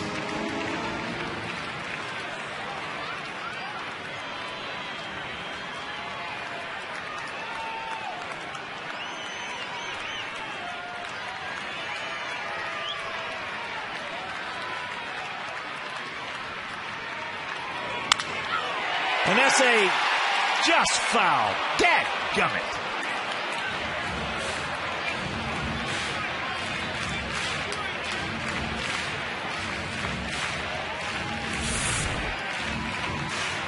Humber hangs one inside. The bat breaks. And unfortunately, that one on the left side of the line.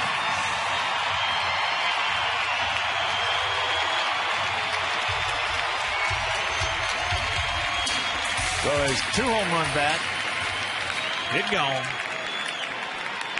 Start another.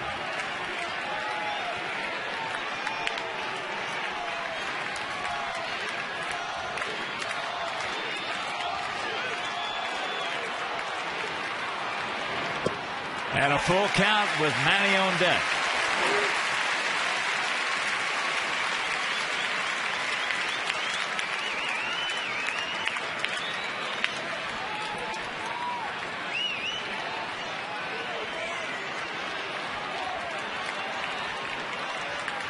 All 4 base hit right here, Paul.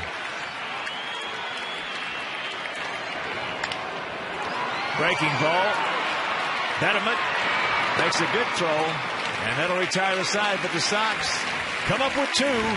We trailed it 6-0 after a half inning of play. It is now tied at 6.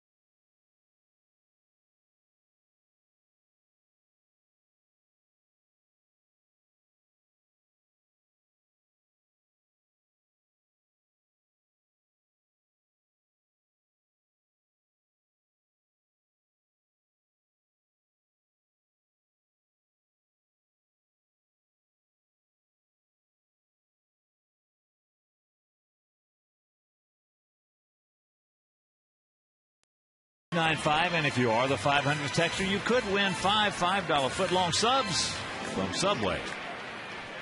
A 6-6 tie here in the top of the 5th inning. Sid Linebrink did a great job of getting out of that 4th inning with a double play ground ball off the bat of Benjamin. And that set up the tie situation. First pitch strike to Gordon. Alex has walked, scored, and grounded out 3-1. Final from Cleveland, 6-2 Minnesota.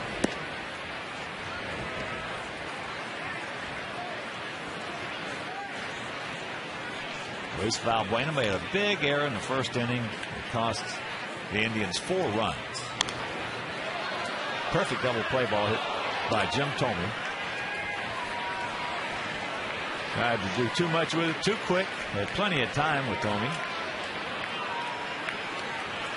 And never got to throw off the set. There he just muscles that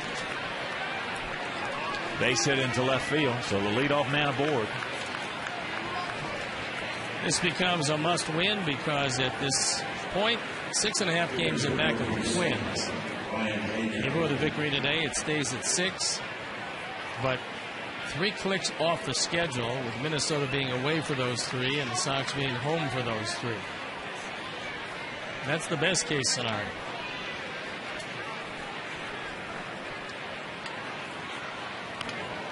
Just jabs at that one. Brian Pena, 3-run homer in the first and a hard single in the third.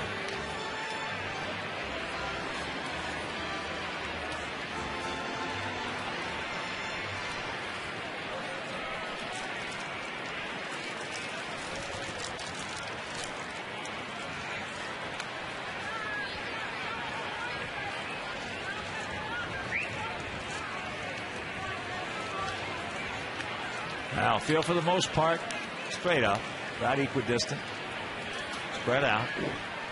Gordon only 1 out of 5 in the stolen base department. That's not too good. Checks it up, fouls it back, and the count 0-2.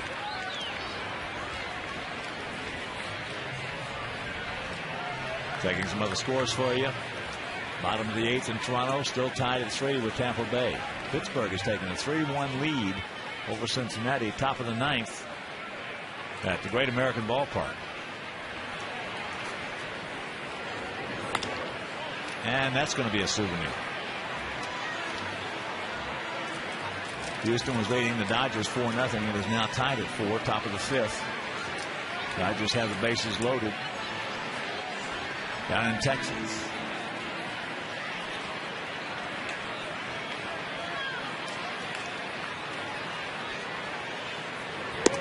And also down in Texas, top of the 4th inning, no score, Yankees and the Rangers.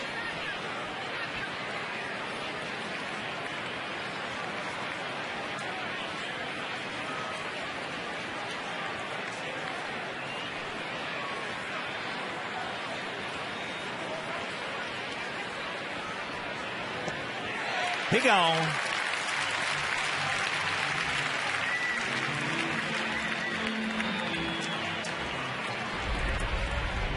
After today's game, 19 games left, 13 of them at home. 10 against opponents that are over 500. Our schedule actually is a little tougher than the Twins heading home. And against the Central, 9 games left. An area that we've been very bad in. So here's Getz. Chris takes strike 1.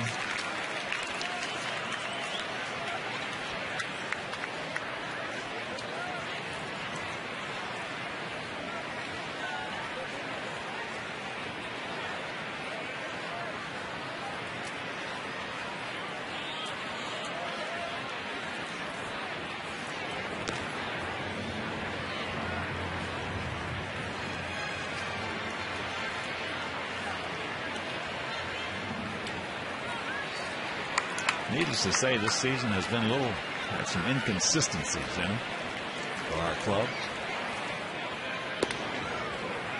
Takes the bunt, takes the ball, and the count 1-1. First 2 months, we didn't play too well. And that's putting him mild. And we hit the hot streak. 30 out of 36.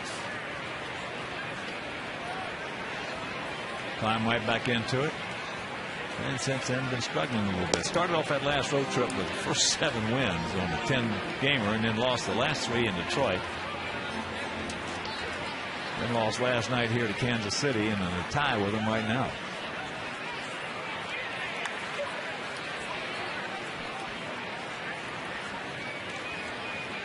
There he goes. Pitch out. He gone. Well, Gordon now 1 out of 6 in the stolen base department.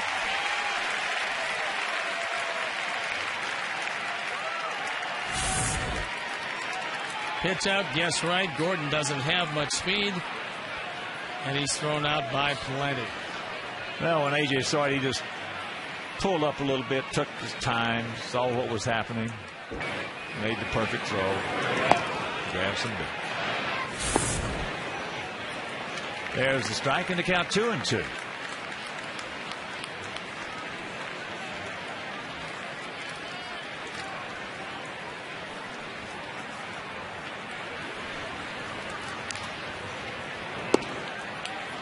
It's full.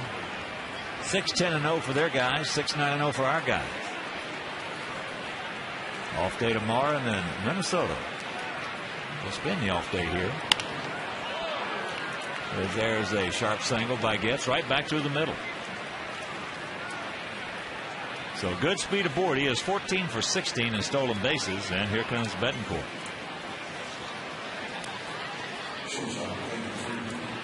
Getz last year stole 25 out of 27 for us. Sergio Santos loosening up in the bullpen.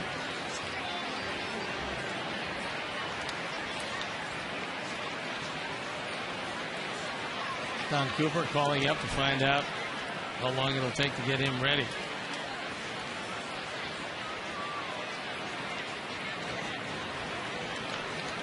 Betancourt is grounded to short and popped up to center.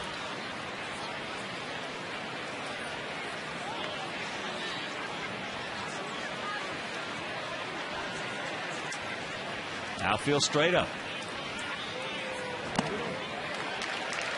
As he chases his nemesis. The high fastball.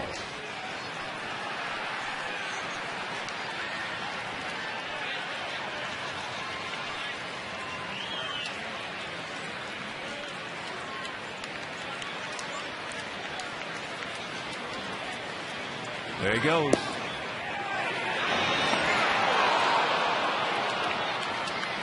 That ball was knocked out of the glove of Beckham and rolled all the way to Paul Konerko at first base.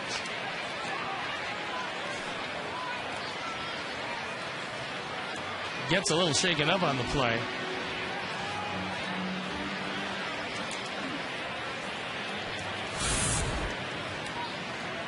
It's a pretty decent jump. The throw is a good one, only it hits Getz in the back of the head. That's the reason why it caromed all the way back to Paul Konerko, which is actually a break, not for Chris Getz, but a break for us.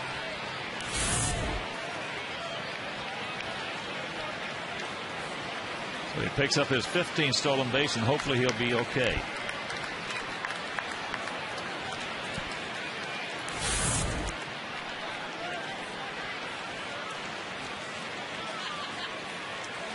Planks right off the back of the helmet, and they're going to take him out of the game.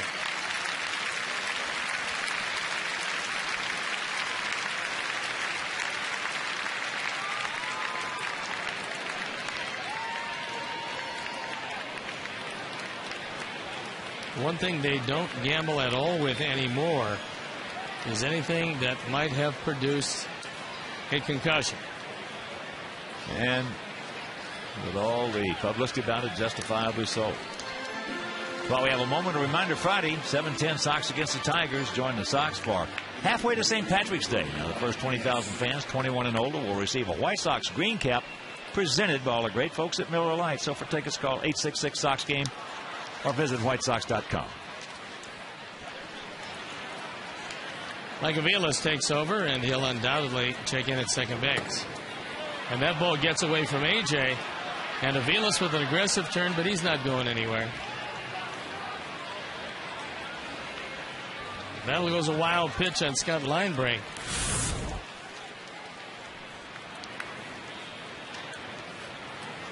That one hit off the right shin guard and bounded well away. They'll take care of that pitch. And the count 2-1. 7th wild pitch for Scott Linebrink.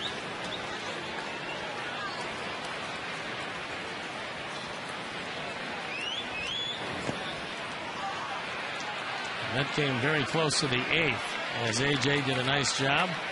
Now Scott's all over the place today. He got bailed out at that 4th inning in that bases loaded situation on a beautiful defensive jam by Beckham. Start that double play. And another one. And that's ball 4. So 2 hits in the inning along with a walk, and here comes Ozzie.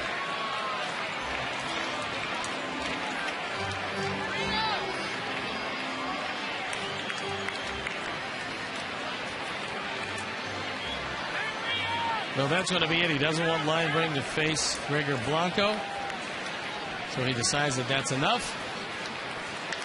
And it looks like Sergio Santos coming in. And as he comes in, we'll step out and be back after these messages.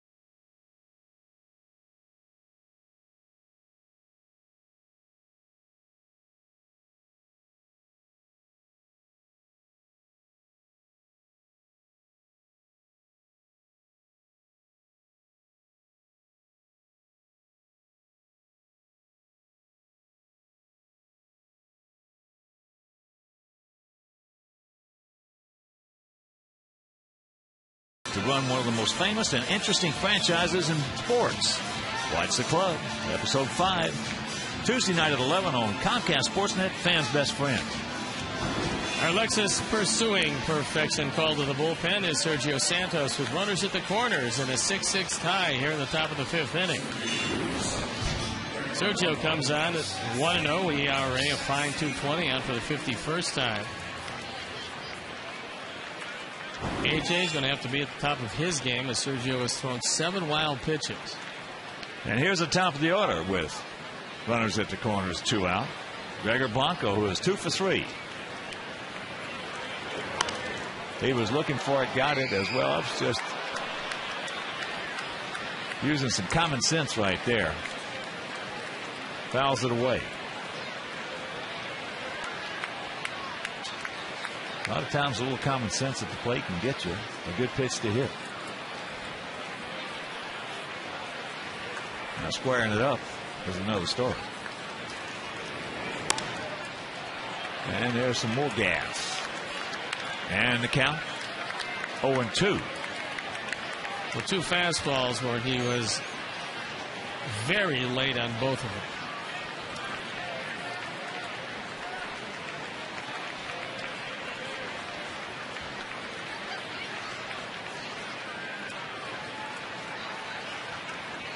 Short lead by Betancourt at first.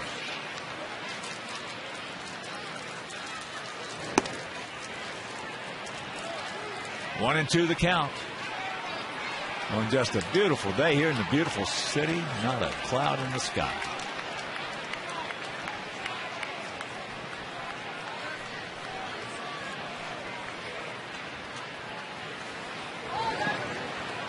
AJ, another block. Yeah, we talked about AJ being at the top of his game with Sergio out there, and that was a terrific block because a go-ahead run scores easily if that one gets by. AJ caught some of that on the forearm. And that ball well in the dirt. That also hit off the shin guard of Rob Drake, and that was one of the big advantages this time. AJ gives up part of the body to make sure the go-ahead run doesn't score. So the 2-2 pitch. He gone. Change up. He'll grab some bench, and that'll retire the side. We're already halfway home, tied at 6.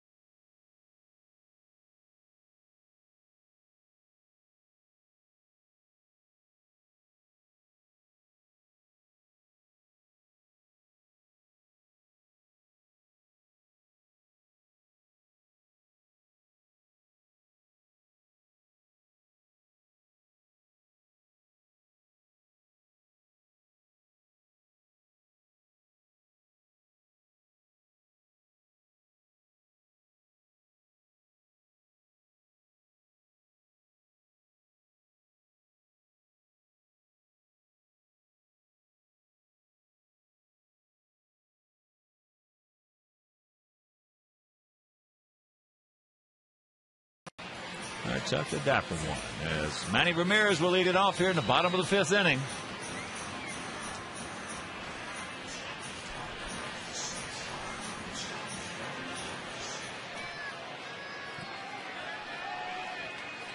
Mike Aviles stays in the game to play second base. And Manny just smokes one right back through the middle. He's now 2 for 3. More importantly, the leadoff man aboard.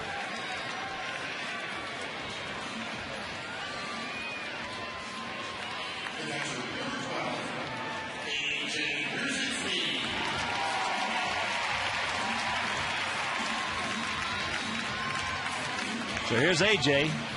He's 0 for 2. Last time up, hit a line drive in left center field that Alex Gordon made a nice running catch on. Got a good jump on. Takes first pitch strike.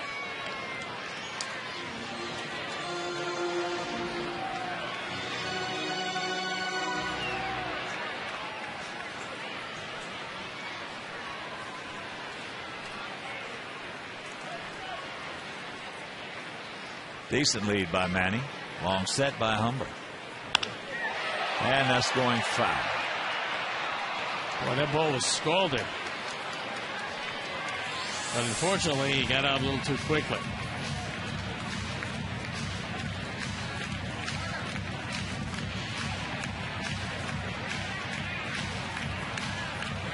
He's got the big hole. Nothing in 2.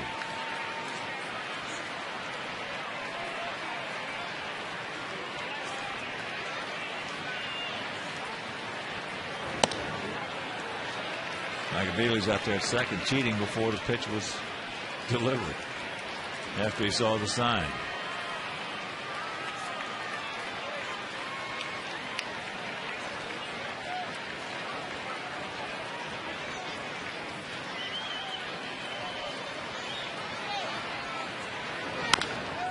And he did it again. Going to go to second base in time. So that little cheating move by Aviles pays off.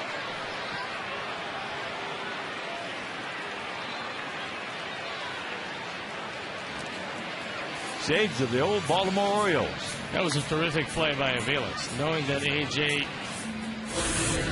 was primarily a pull hitter. He moves over to his left, and he's got a moving start and goes away from the throw to get the force out at second. He's not going to make that throw unless he's cheating like that. Very good play. Smart play. So here is Tien. 1 for 2. And a run scored.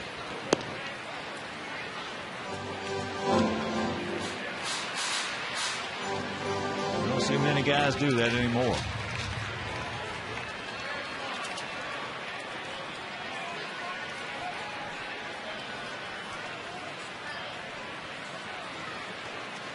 Static lead by AJ. Tien can't get it, and the count 0-2.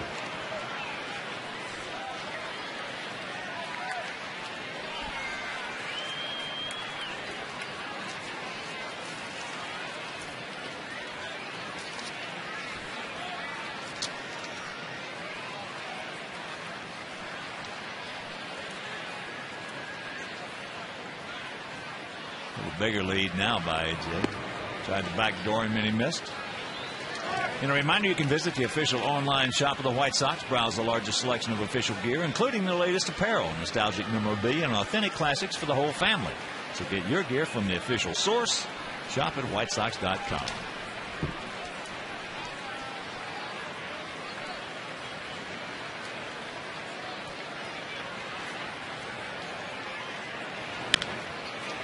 Little flare is going to be caught by Aviles.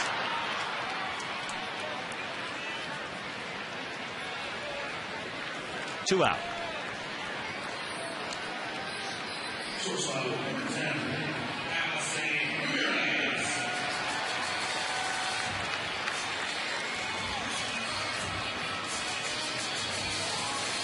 So here's Alexei. He's 1 for 2. He singled and scored last inning. If you're just tuning in, Royals 6 in the top of the first. 2 3-run homers. 3-run homer by Butler, 3-run homer by Pena. Sox added 2 in the bottom of the first. 2-run homer by Konerko. They added 2 in the bottom of the third. Another 2-run homer by Konerko. And then last inning put a 2 spot on the board to get this thing all knotted at 6.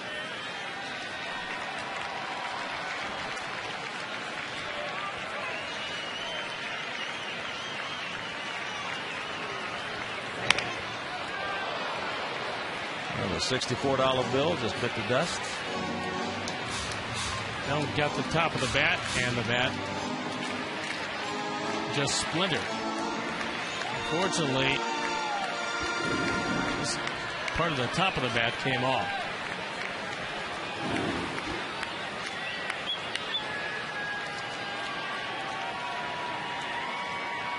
Outfielder deep, straight up, spread out, about equidistant.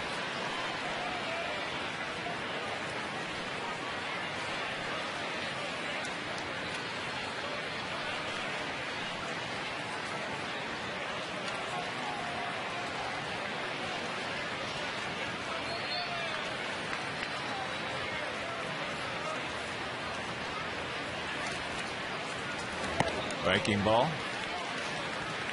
So the count goes advantage Alexei.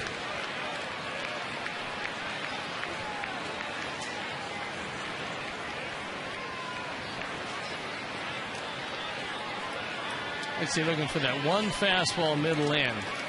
We get up in that breeze, which is consistently heading toward left field corner.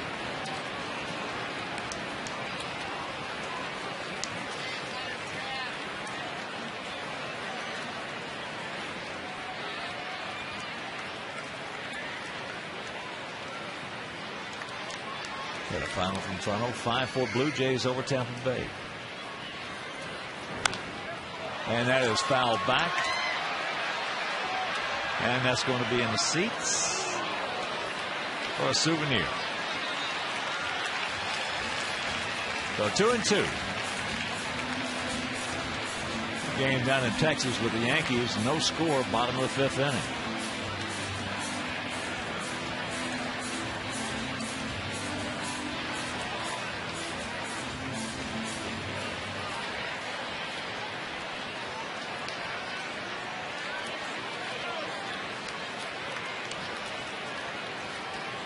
First and 30 right here, Alexi.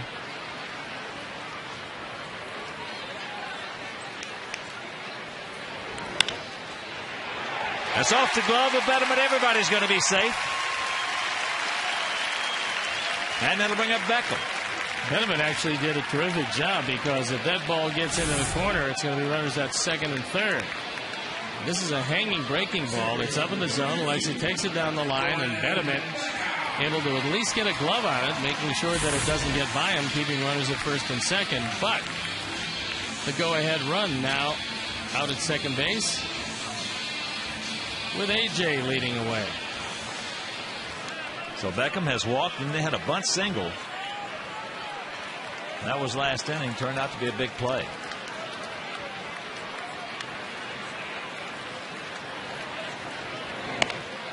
Big pitch right there. Always a big pitch. First pitch in the sequence in this scenario. Gordon's going to have to try to get Humber on his fastball, not his breaking ball. If he gets his breaking ball over, he's got a lot of bite on it.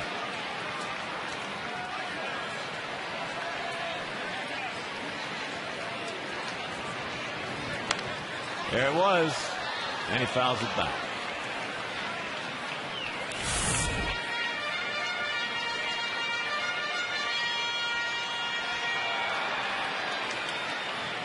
That pitch right there, Gordon's had problems with this year. Good pitches to hit. Fastball's right there and underneath him. Big gap out there in left center. Another fastball right there. And the count now 1-2, and he has got a huge strike zone with a breaking ball of Humber.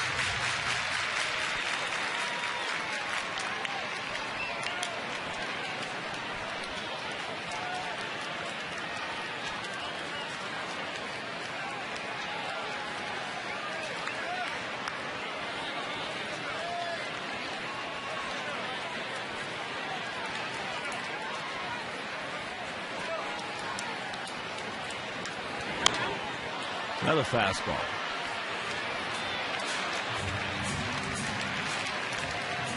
Stay on top of it, Gordon.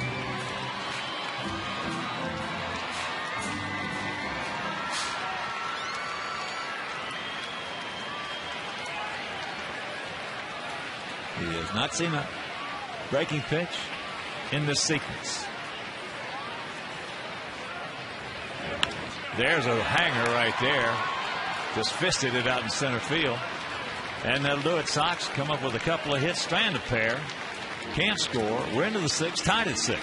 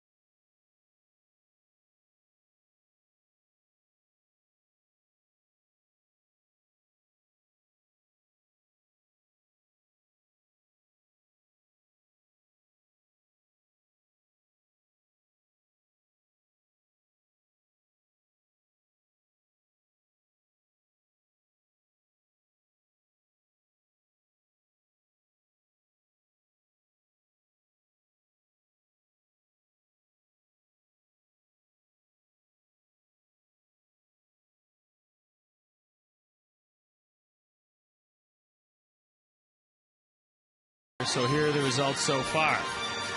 By a very small margin, A performance at the plate. You still have a chance to vote. Text A, B, C, or D to 53695. Final results. You can stay with us on the U.S. Cellular White Sox postgame show, and we will announce it. We are into the top of the 6th inning. Game tied at 6. Mitzmeyer takes ball 1. He is 2 for 2. 2 singles, a walk, and a run scored.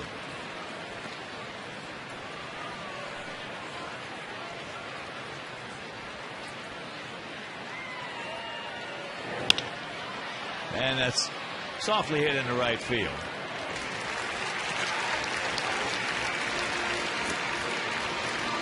Myers finally retired, and that'll bring up Billy Butler, who's 2 for 3. A 3-run homer in the first. Get into a 5-4-3 double play in the second. Vizquel made a good play on a tough hop to start that twin killing. And he singled in the 4th.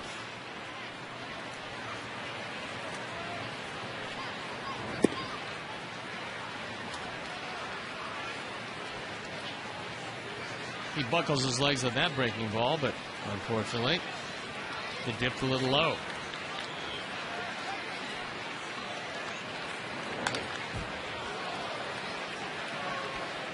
Fouls that one back. Fastball at 97. Surge. And we understand Chris Getz has got a mild concussion, which is understandable, and will be reevaluated tomorrow. Going away 2-1.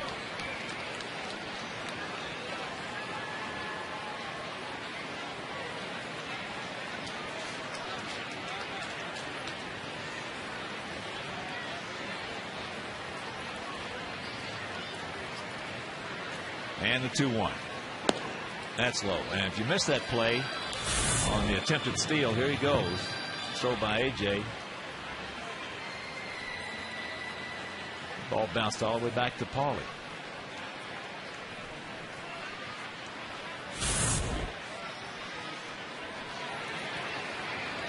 Catbird seat for Butler. And there's ball 4.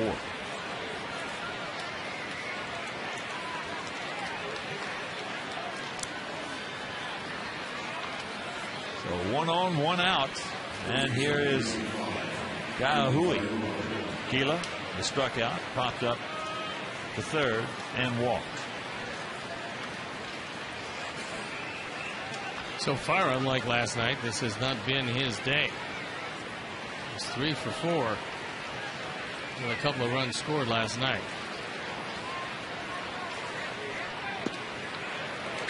Took his head off that one.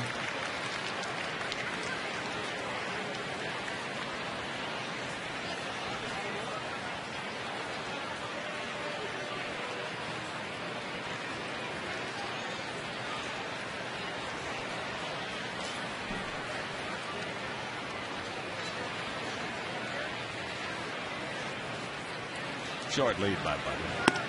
And that fastball's outside.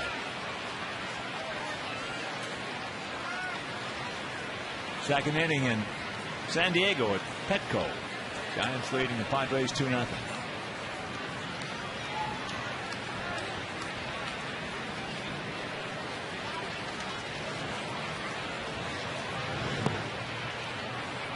And the count 2-1.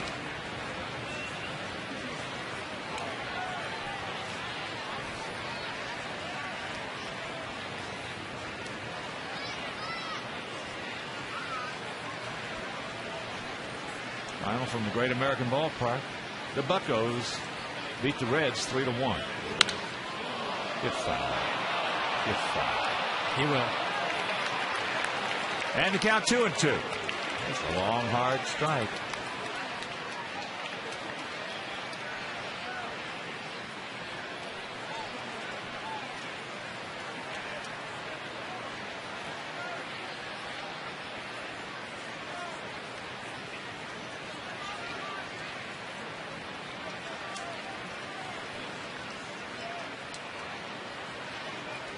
The 2-2. He gone. Change up. 2 down.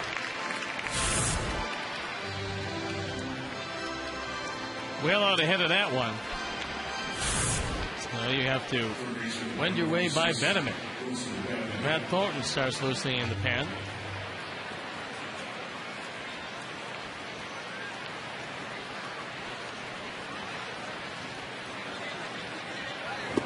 Betterman can't get that. Last time he was at the plate back in the 4th inning. Sacks Pat, 1 out. And here's what he did.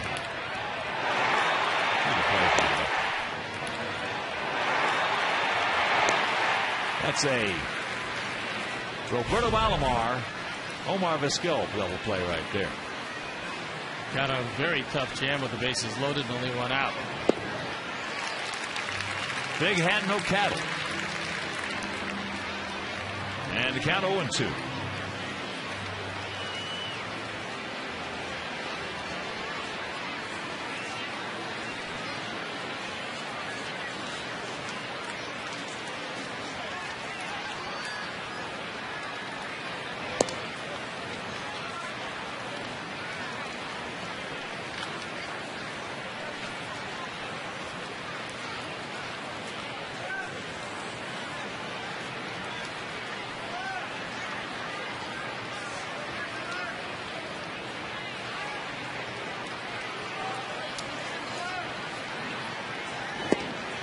He gone. And that'll do it. We'll go to the bottom of the 6th. Still tied at 6.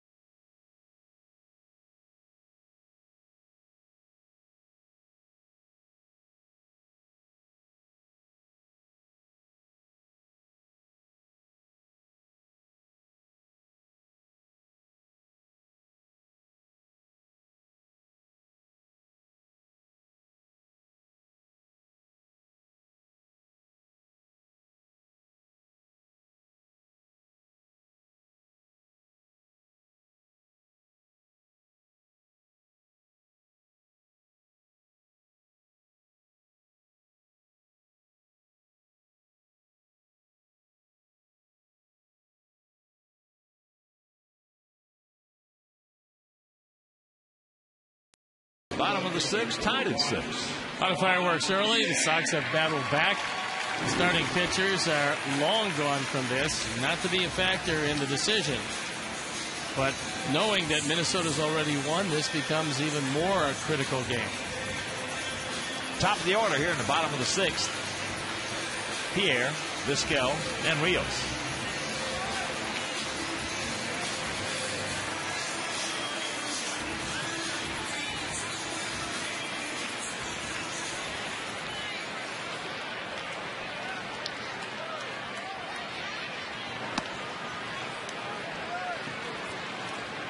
First pitch strike to Juan. Juan is 1 for 2. He singled, stole second, scored in the first. A curveball high. Grounded to short in the second, then had a sacrifice fly in the 4th. Corners in close, outfield, swung around to the left.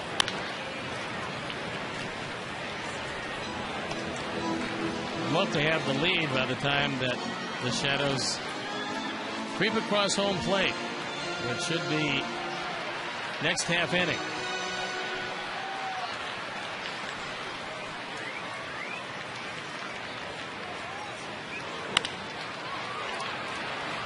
Then Court, little double clutch. And they get him. Betancourt very lucky. He came across. You usually don't get that double clutch and still get the out. But he was able to do just that.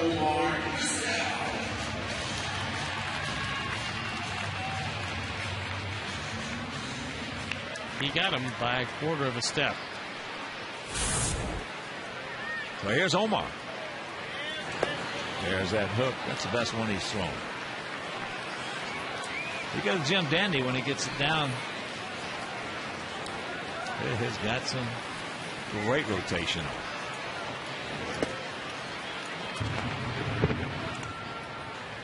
1-1 the count.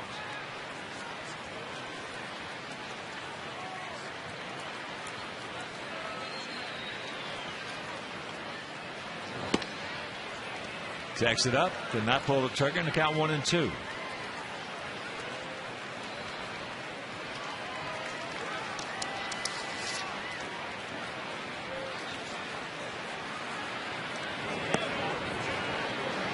He did not go. And a reminder, every White Sox Friday home game is United Flyaway Friday, because each Friday home game, one lucky fan will have the chance to win 2 free round-trip tickets to anywhere in the continental United States that United Airlines flies. United, proud to fly the Chicago White Sox. Full count. The 43-year-old phenom. That's about what he's been this year overall, too. A phenom.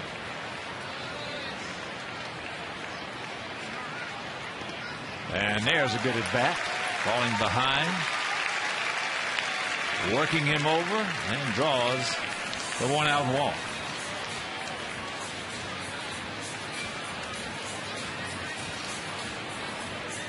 That's the second walk that Kansas City pitching has issued today. And here is Alex. Alex struck out in the first, hitting the 5-4 fielder's choice in the third. Then off Humber. And Humber came in back in the fourth. He just ripped a single in the hole between third and short.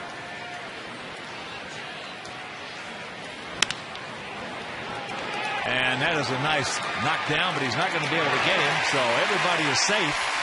That'll be another base hit for Rios and bring Paulie to the plate.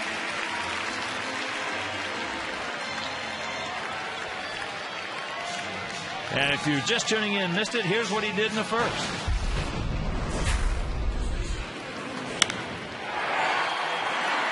Right over center. And in the third.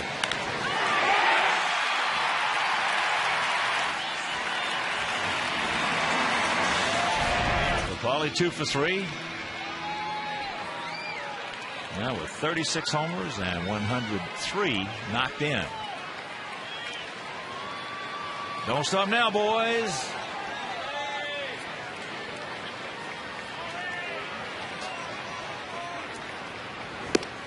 Outside ball 1. Manny on deck. Paulie a while behind Bautista, who continues to dazzle people up in Toronto. Trailing him by a 10 spot.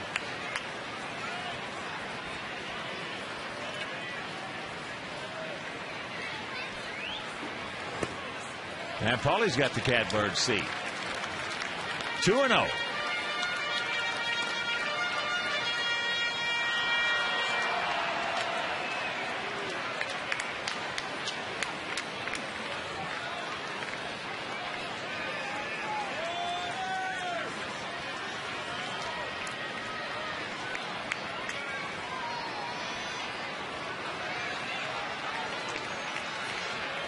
Right here, Paulie.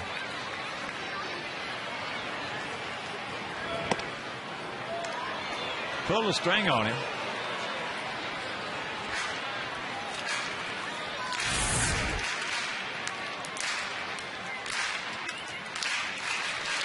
Can't possibly be expecting a 2-0 changeup.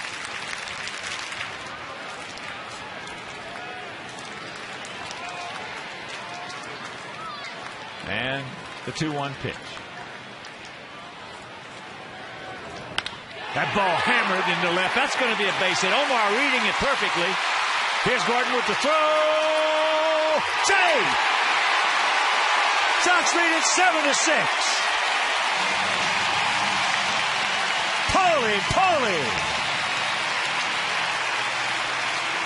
If that ball doesn't hit off the back of Vizquel, it's going to be very close at the plate. It's another changeup, and Paul stays back and reads it. Gordon doesn't get near as much on the throw, but it's got a chance until it hits Omar Vizquel in the back. The runners move on to second and third. And it's a one-run lead. Don't stop now, boys. As here is Manny. Manny is 2 for 3. Now the Royals going to bring the infield in as they want to see AJ on deck.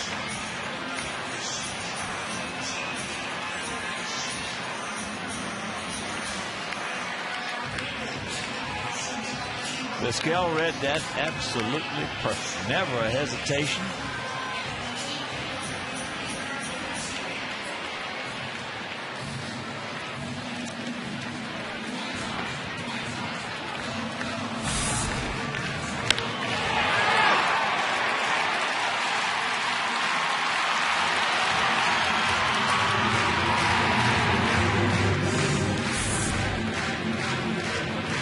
McClure comes out and talks with Humber, giving his bullpen a chance to get loose.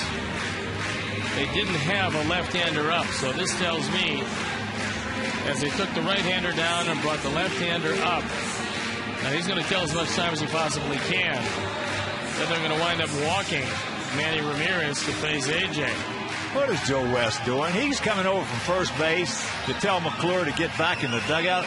What are you doing? Well, that's what McClure's telling him. What in the world is Joe West doing? I'll tell you what, he's lost it. He has absolutely lost it.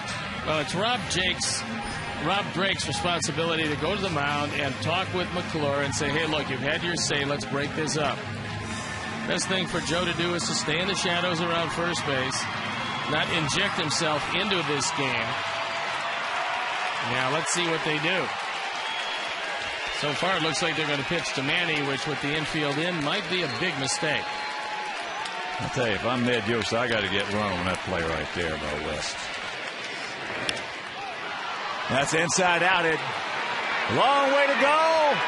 Just foul. Dadgummit.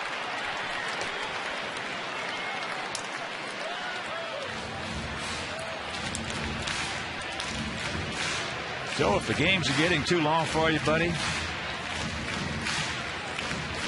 go back to singing.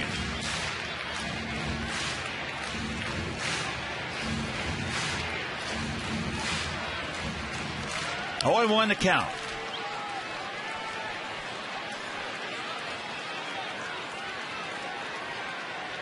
Ducks on the pond, 1 out.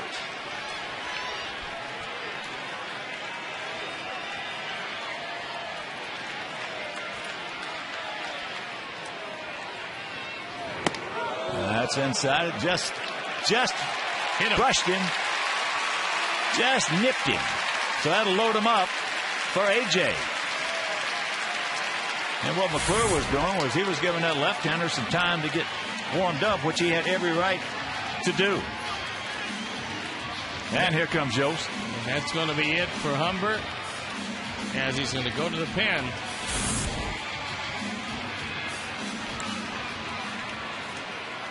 All right, so Yost out to the mound. Humber will depart, and we'll be back.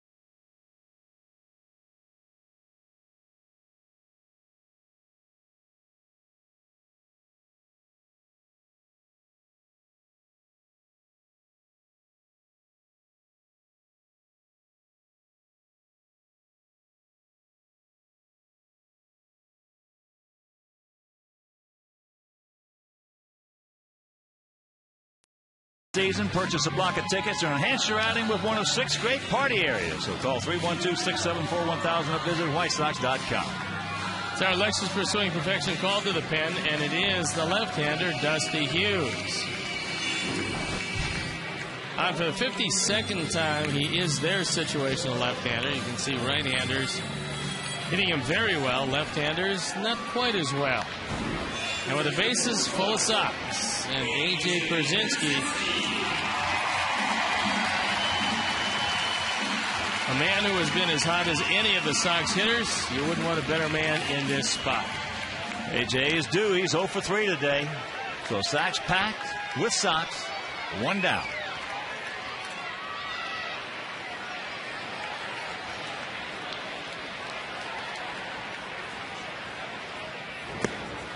First pitch always big, misses low and away. 1-0, advantage to A.J.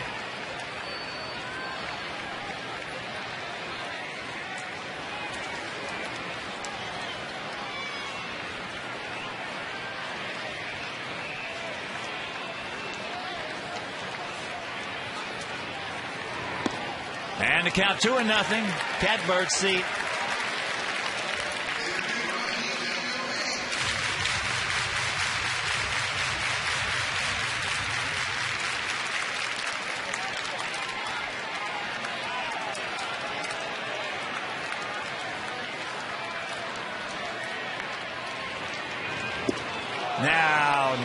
No. 2-1. You got to be thinking fastball, and if you see anything spinning, you have to take it there. And A.J. might have been thinking fastball, but he got a slider well off the plate. So he lets Hughes right back into the at-bat.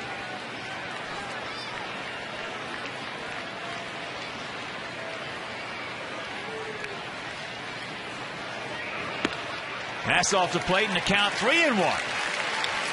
Now squeeze it.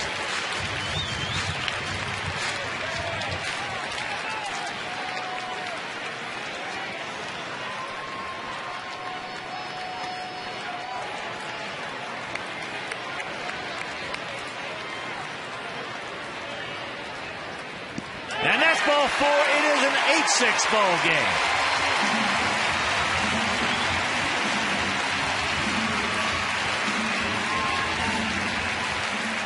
And in between that pitching change, Ned Yost went out to talk to West about him coming over and trying to run his pitching coach off the mound.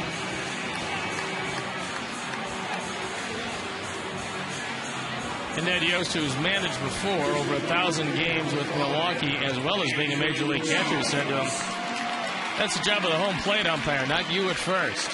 I've never seen a first base umpire come over and do that. I don't care if he's been out there for 3 hours. If you didn't want to work, you shouldn't have hired out. And Hughes is gone. Yost goes to the bullpen again, and we'll be back.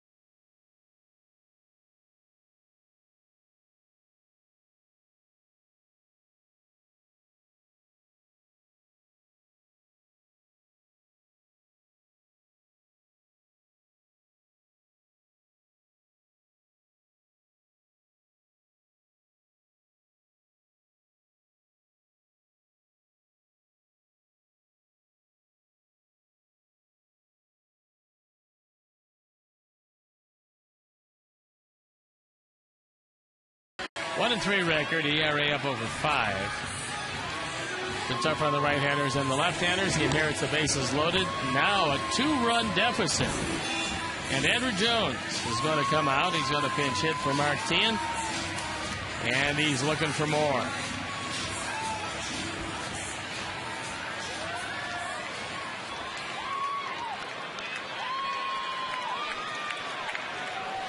So sacks still packed with Sox, 1 down.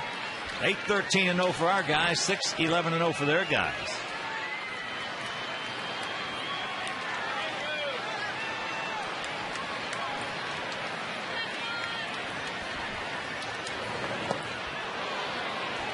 Oh, and 1 to count to Andrew.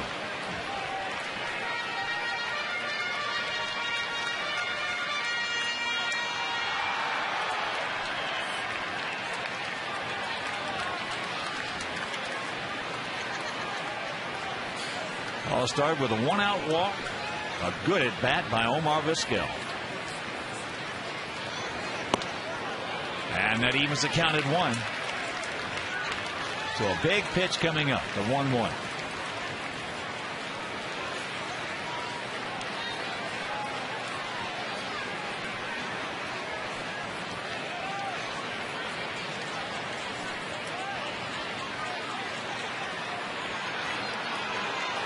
Now they want to have a little.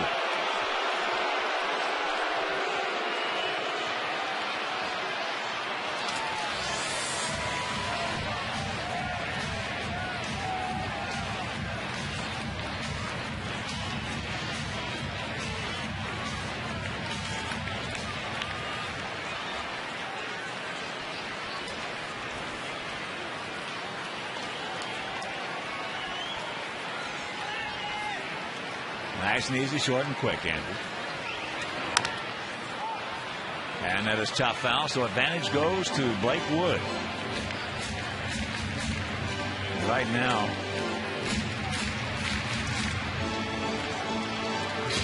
you're not seeing a ball all that well, especially on a quick breaking pitch.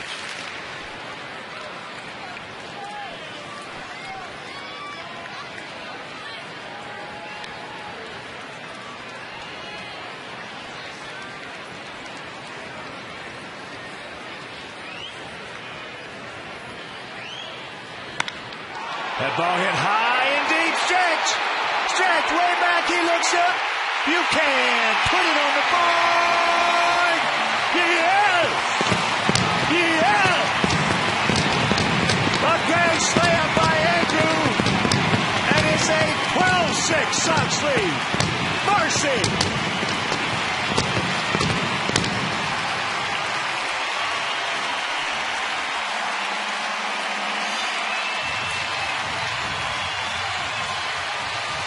Andrew Jones with his 19th. He's driven in 46.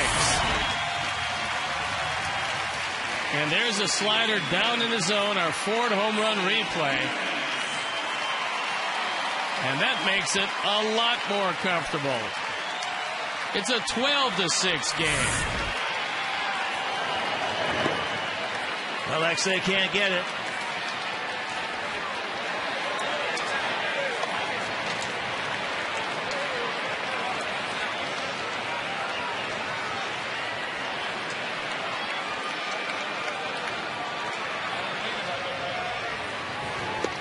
And now 0-2 the count.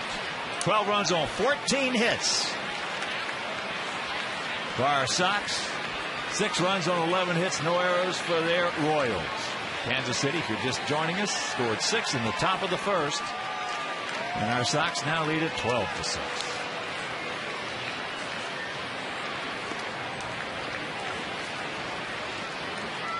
One and 2. Off day tomorrow, then Minnesota comes to town. Tuesday, Wednesday, and Thursday. Seats still available for that series.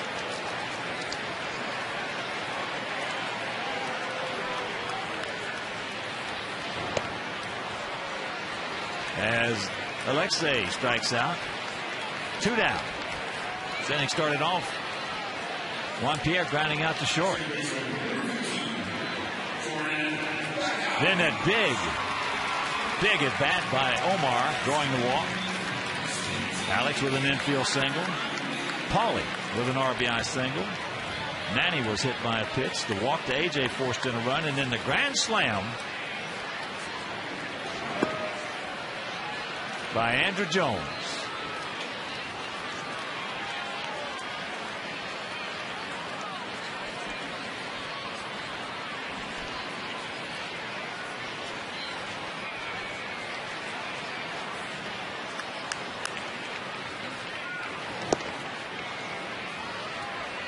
Gordon can't get it.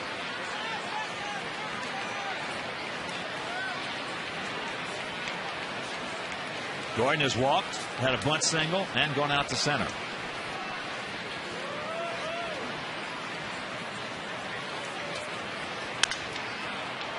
Betterman.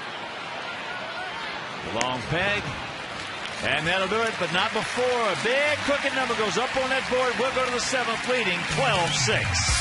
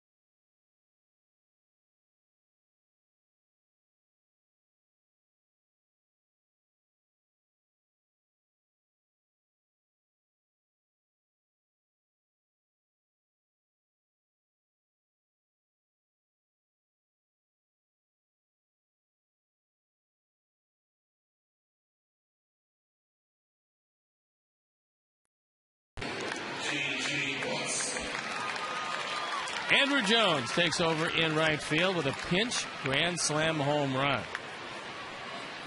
And J.J. Putz comes into the game in relief of Santos, who was in relief of Linebrink, who was in relief of Harrell. On for the 52nd time since coming off the deal. He's thrown once, and he threw the ball very well in that one inning of work. Got a 6-run lead to protect. Alex Gordon, Ryan Pena, and Mike Aviles.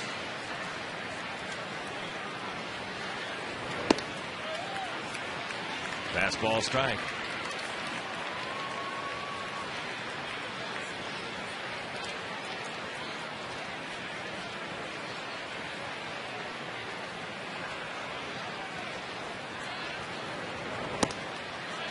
That's a little high in the count, 1-1. Royals scored 6 in the first. 2 3-run homers. Sox added 2 in the first, 2-run homer by Konerko. Just tuning in. Then Pauly again in the third, a 2-run homer. Then we added 2 more in the fourth, and that 6-run sixth. Grand slam by Andrew Jones.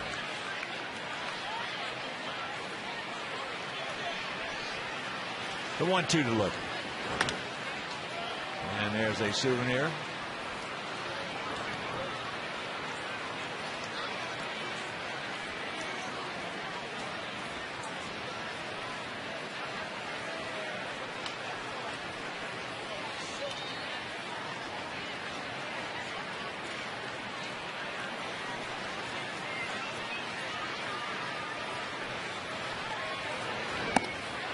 He gone.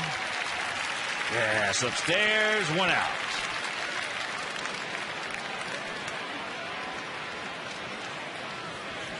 J.J. pitched in the first game of this series. Came on for the 8th inning. It was a perfect 8th. He had 1 strikeout and generally looked like he was back to normal.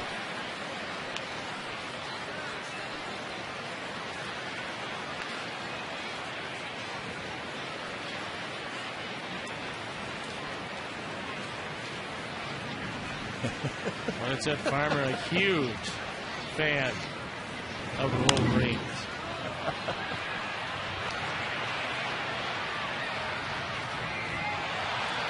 He lost the bet.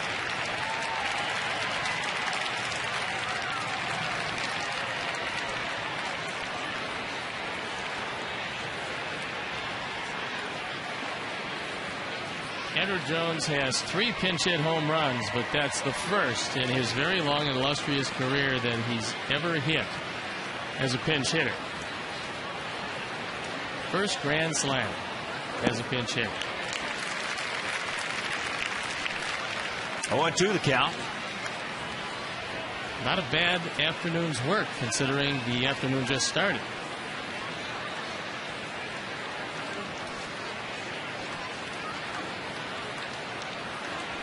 The 0-2 pitch to make. That's low.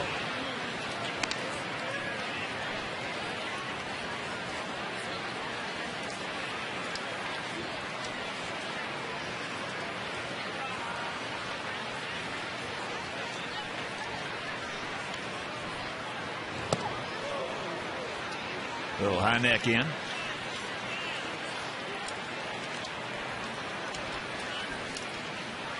Two balls, 2 strikes.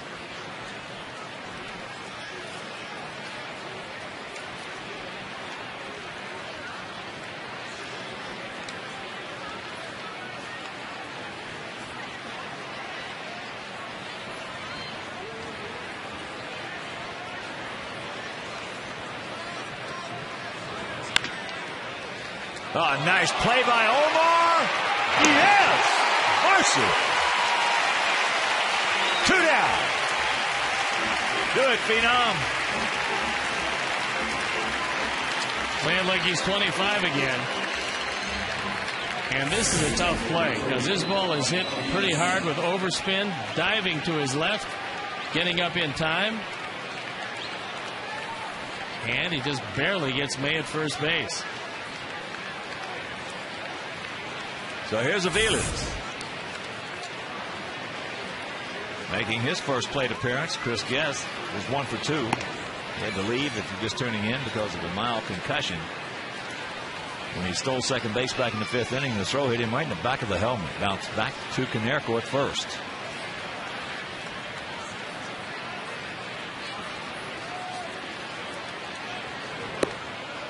There's a strike.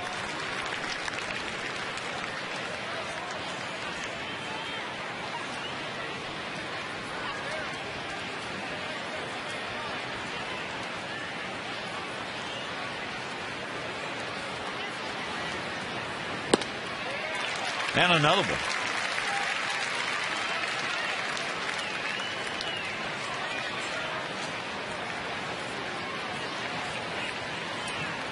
What a comeback if you're just joining us by the Sox. 6-0 before they even had an at bat.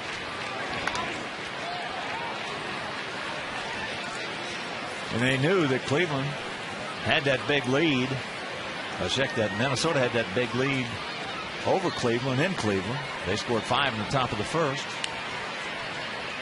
Now all of a sudden we go 6 down, and they had just kept on battling and kept on battling. That's pretty good at bat right there by Mike Aviles. He generally has very good bats against us. Did not start the game today. He's usually pretty good, but he came in hitting .287. And he'll improve upon that. So here's Unieski. He's 0 for 2 with a walk.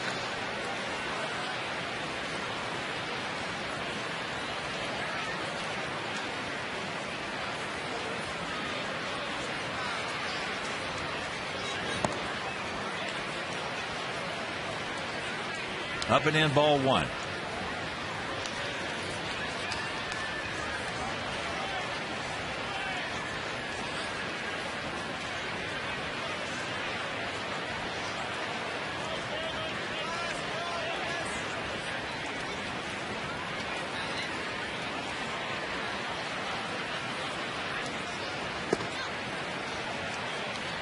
And the count 2-0.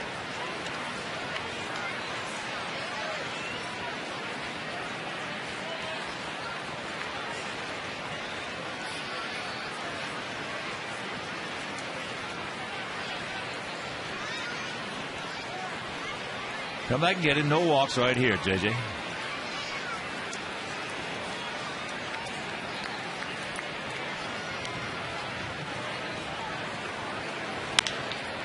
That ball into right field. That's a can of corn for Andrew Jones.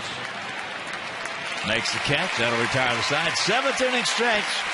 Sox, who trailed it by 6, now lead it by 6.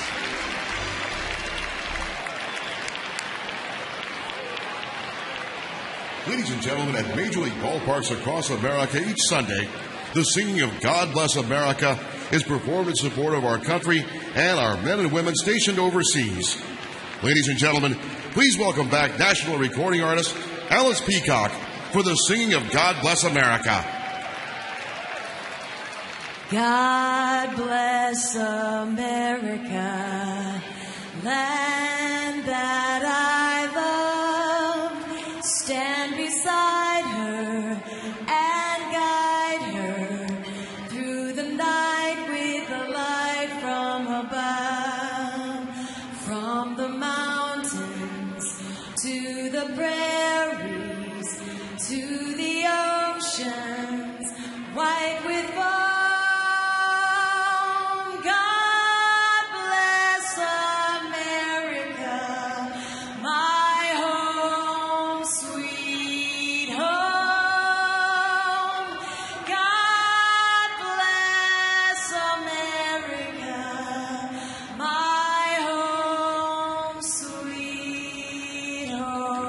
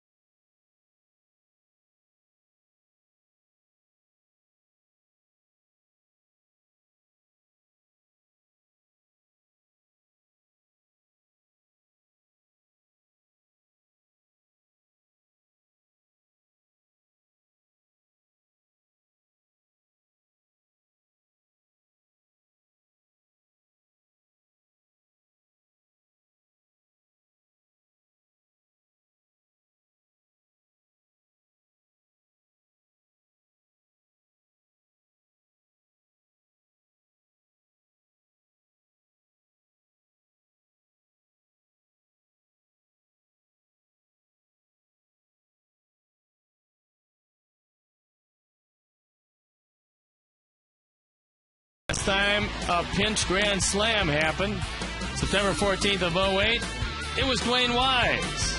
Broke a 7-7 tie, put the Sox ahead to stay 11-7. And today, Andrew Jones comes up, gets a breaking ball low and out over the plate, and gives the Sox a 12-6 lead.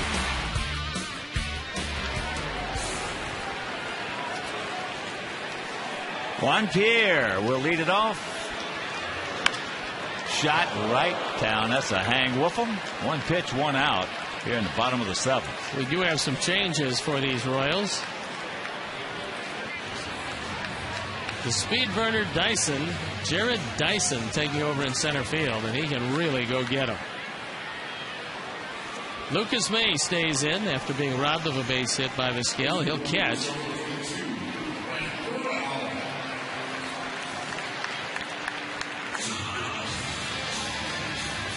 Brent Morrell will hit for Omar. Omar had a big game. 2 outstanding defensive plays. 1 starting a double play. A leadoff single in the third when we scored 2 in that inning. And then last inning, with 1 out, that walk that started that 6-run sixth. So a big day for Omar Vizquel. What new? Well, Brent had his first Major League home run in the third inning of opening night against these Royals and the opening of a 9-game homestand. Jesse Chavez for the 44th time. There you look at the numbers. Started his year in the National League. Get down. Nope. Dyson making it a little harder than it really was. 2 out.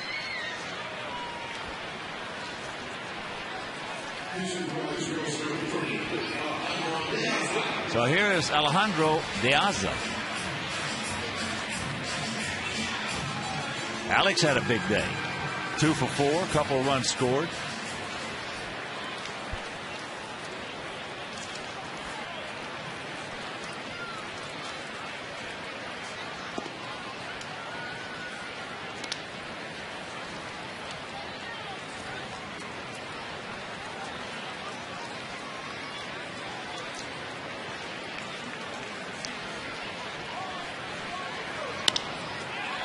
And that's into left center field. Dyson very quickly is going to get a couple of chances. And that'll retire the side. So a quick 1-2-3 inning for Chavez. We're into the 8th, leading 12-6.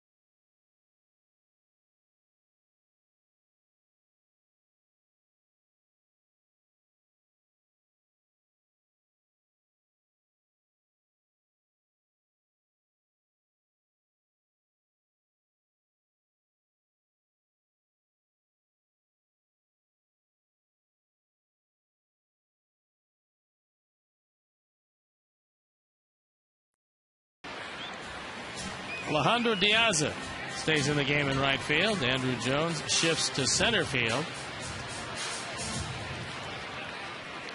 Brendan Morrell comes in the game at third, and it's Matt Thornton on the hill.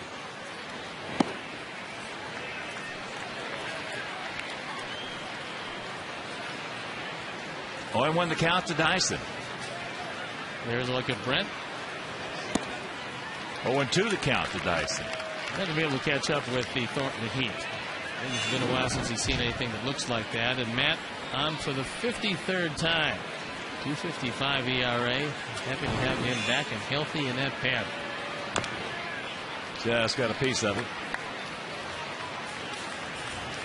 Bloomquist on deck.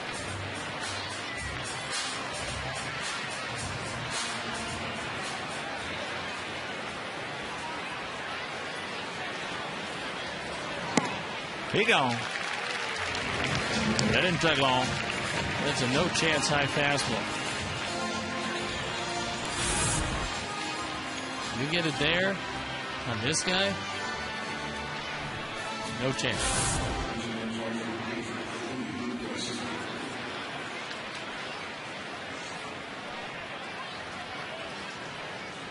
So here's Bloomquist in for Meyer, who was 2 for 3. Couple singles, walk, run scored today. Lexi, 2 down.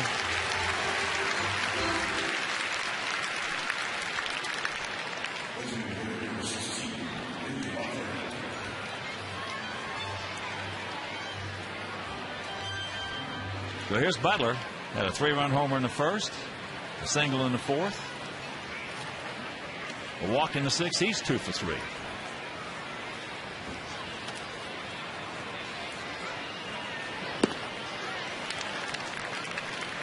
Can't get it.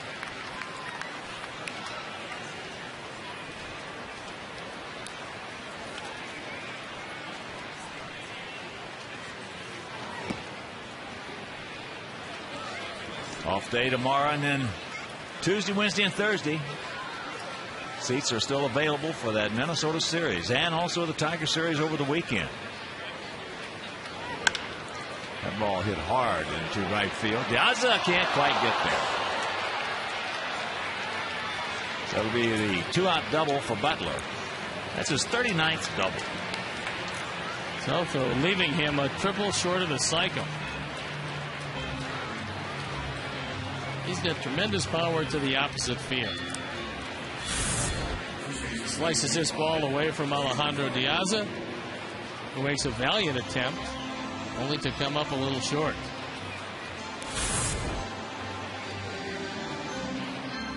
So here's Keahui. Keela struck out, popped up to third, walked, and struck out again.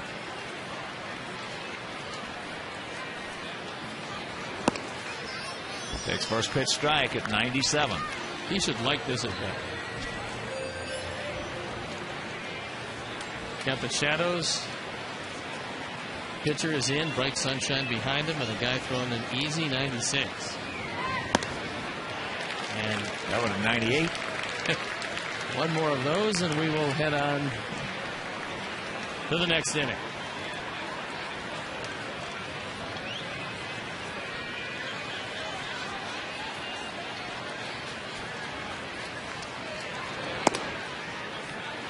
A little high and wide, 1 and 2. A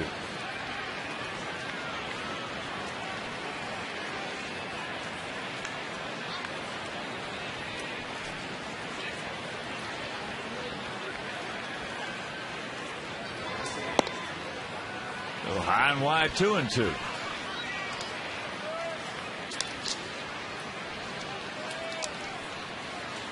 Right here, man.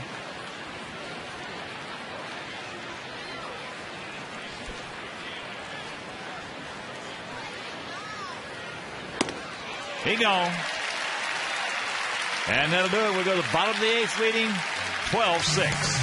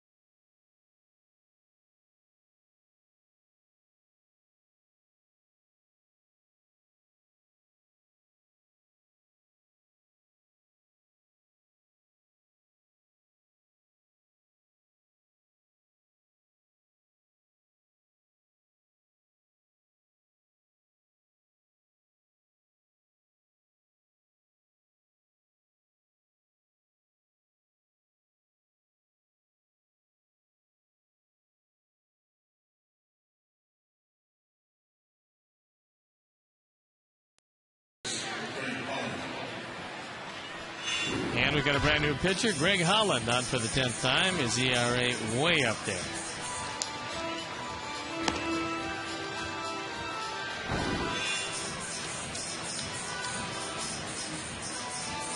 And you can join our White Sox mobile group to receive exclusive offers and chances to win great prizes like autographed jerseys and baseballs. So just text SOX to Shy Sox. That's 244-769 to enter to win an autographed Mark Burley jersey. A Mark Burley jersey. So standard text and data rates apply. Visit WhiteSox.com for official rules.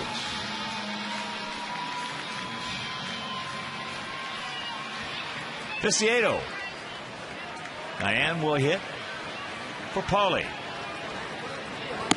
Takes first pitch strike. All Paulie did today, if you're just tuning in, had a 2-run homer in the first. That was number 35. RBI's number 100 and 101. Had a 2-run homer in the third. Home run number 36. Now got 130. RBI single in the sixth. So he now has 36 homers, 104 RBIs. Not bad work. With just about 3 weeks to go in this season.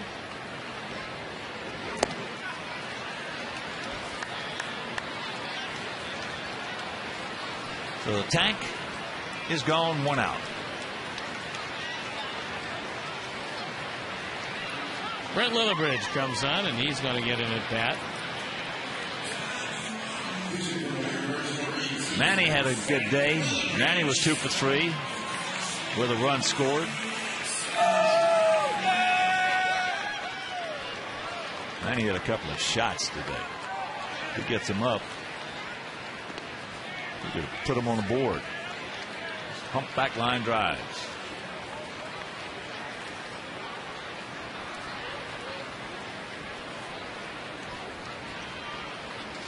Tyler Flowers on deck.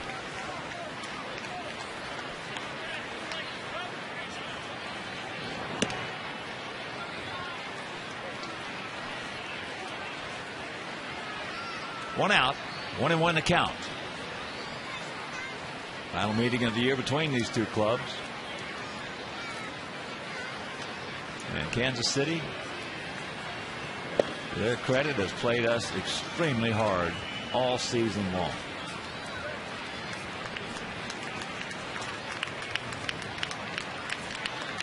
They've done that for the last 3 years.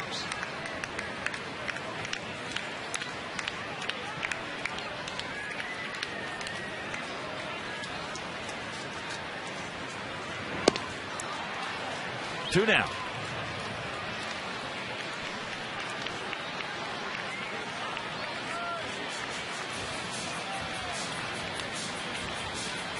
Top of the 8th inning down in Texas. Rangers leading the Yankees 4-1. Trying to make it 3 in a row over the Bronx Bombers.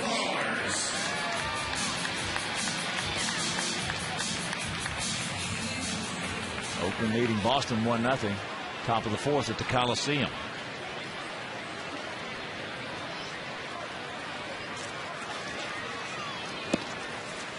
There's ball 1 to Tyler. Oakland doing everything they can to stay in that race, but Texas on the verge of winning their 5th in a row. Oakland on the verge of winning their 4th in a row, and they're still 7.5 games back. Made a good pitch on him to even the count at 1.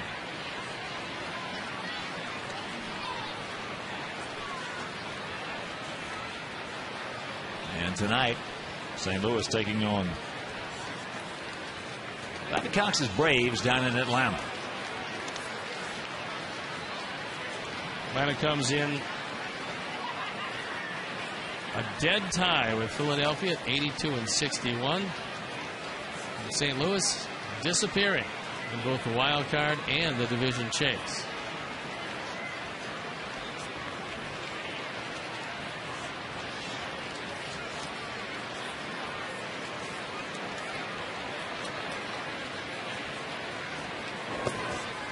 Takes it up 2-2. St. Louis 6 games over at 73-67. 7 games back of the Reds. Now 6.5. Pittsburgh beat Cincinnati.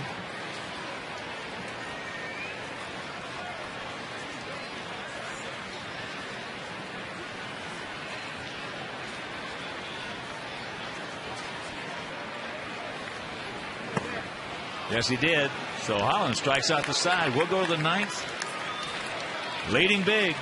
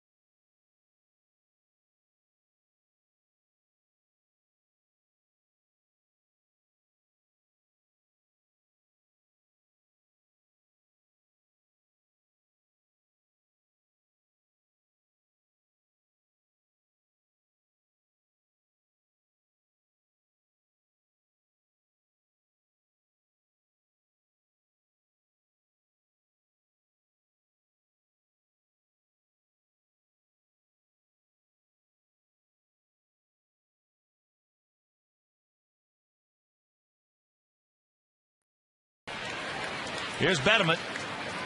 1 for 4. Can't get that one at 98.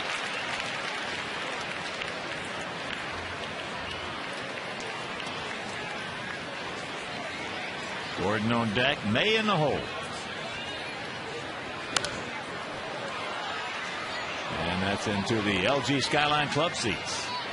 So very quickly, 0-2 the count.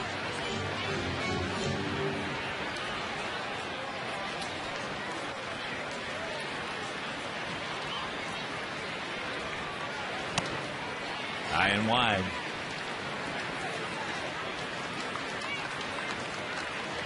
Texas hitting in the bottom of the 8th, still leading the Yankees 4-1.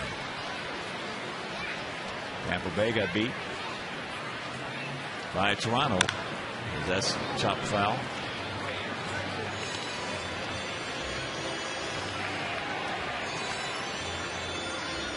With a 5-4 Blue Jay victory over the Rays.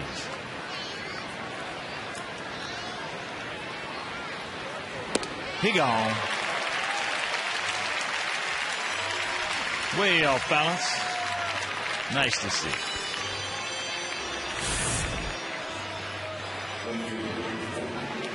That slider of the backdoor variety shaves off the outside corner. Perfect pitch. Bennett could do absolutely nothing with it. Couldn't even make contact.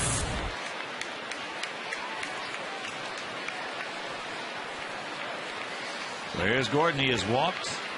He's 1 for 3.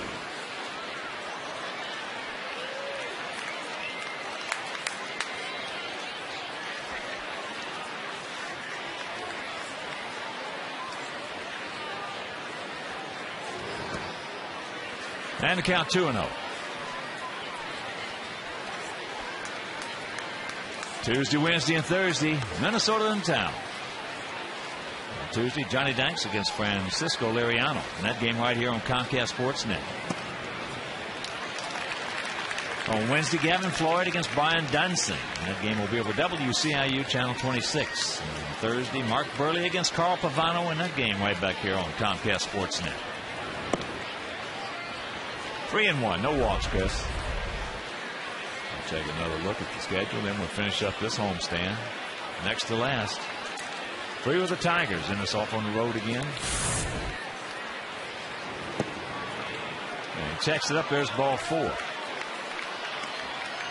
Now that Sunday game has been moved to a night game.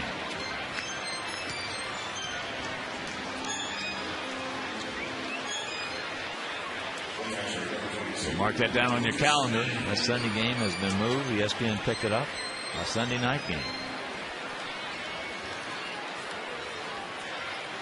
And a nice trip out to the West Coast. After the night game. Yeah. With a good solid dinner. Have a couple of them, as a matter of fact.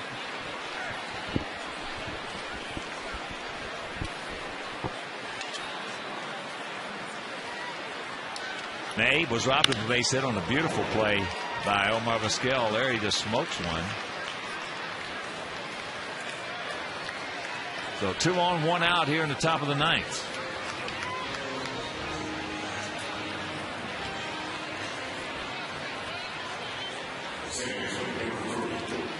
And here's Mike Aviles.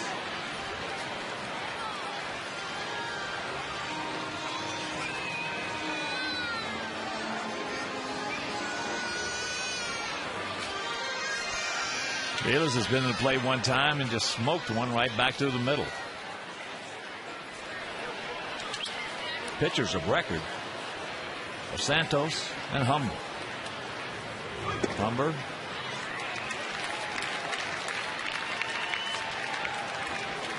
For Kansas City is their strike 1 to Aviles.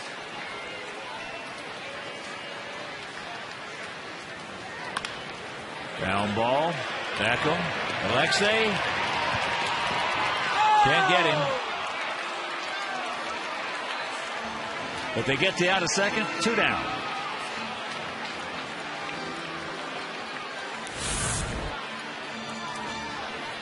A little slow developing, and Alexei comes across the bag and actually takes himself out. That's one of the bigger problems he's had. He's getting to the bag too quickly and taking himself into the path of the runner. Jump up, get nothing on the return throw. Betancourt takes ball 1. He is 0 for 3 with a walk.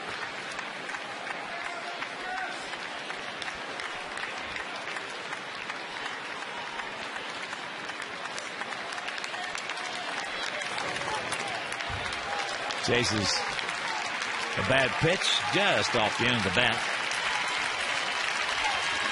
So the count evens at 1.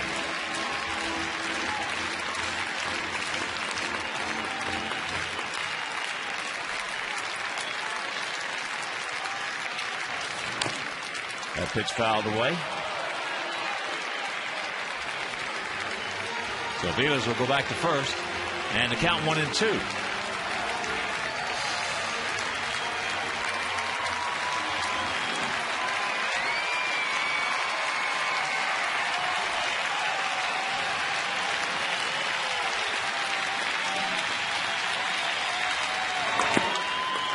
And that's low.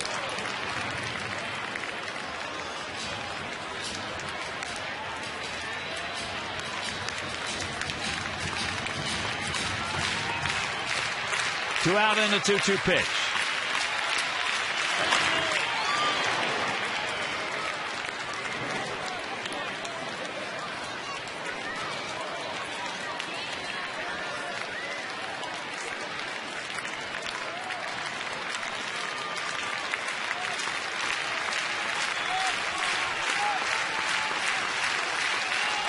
Chris Sale trying to nail it down. He gone, and this ball game is over. So the Sox, what a comeback. They trail this thing 6-0. going to the bottom of the first inning before we ever swung a bat. And Stoney, I don't think there's any question about, as the Sox knew that the Indians had scored 5 in the top of the first at Cleveland, this game was absolutely huge. Well, they realized that, and if you're going to give up 6 runs, the best thing about it is give it up in the first inning where you still have all of your outs to go, and that's exactly what happened. They kept on pecking away against O'Sullivan, finally got to Humber in that one. And with Hughes, then followed by Wood, it was against Wood. And Andrew Jones hit a pinch grand slam home run, the first of his career. So a day of first in this one. And Andrew, taking a look out at Wood, got a breaking ball low and out over the plate. That made it 12-6.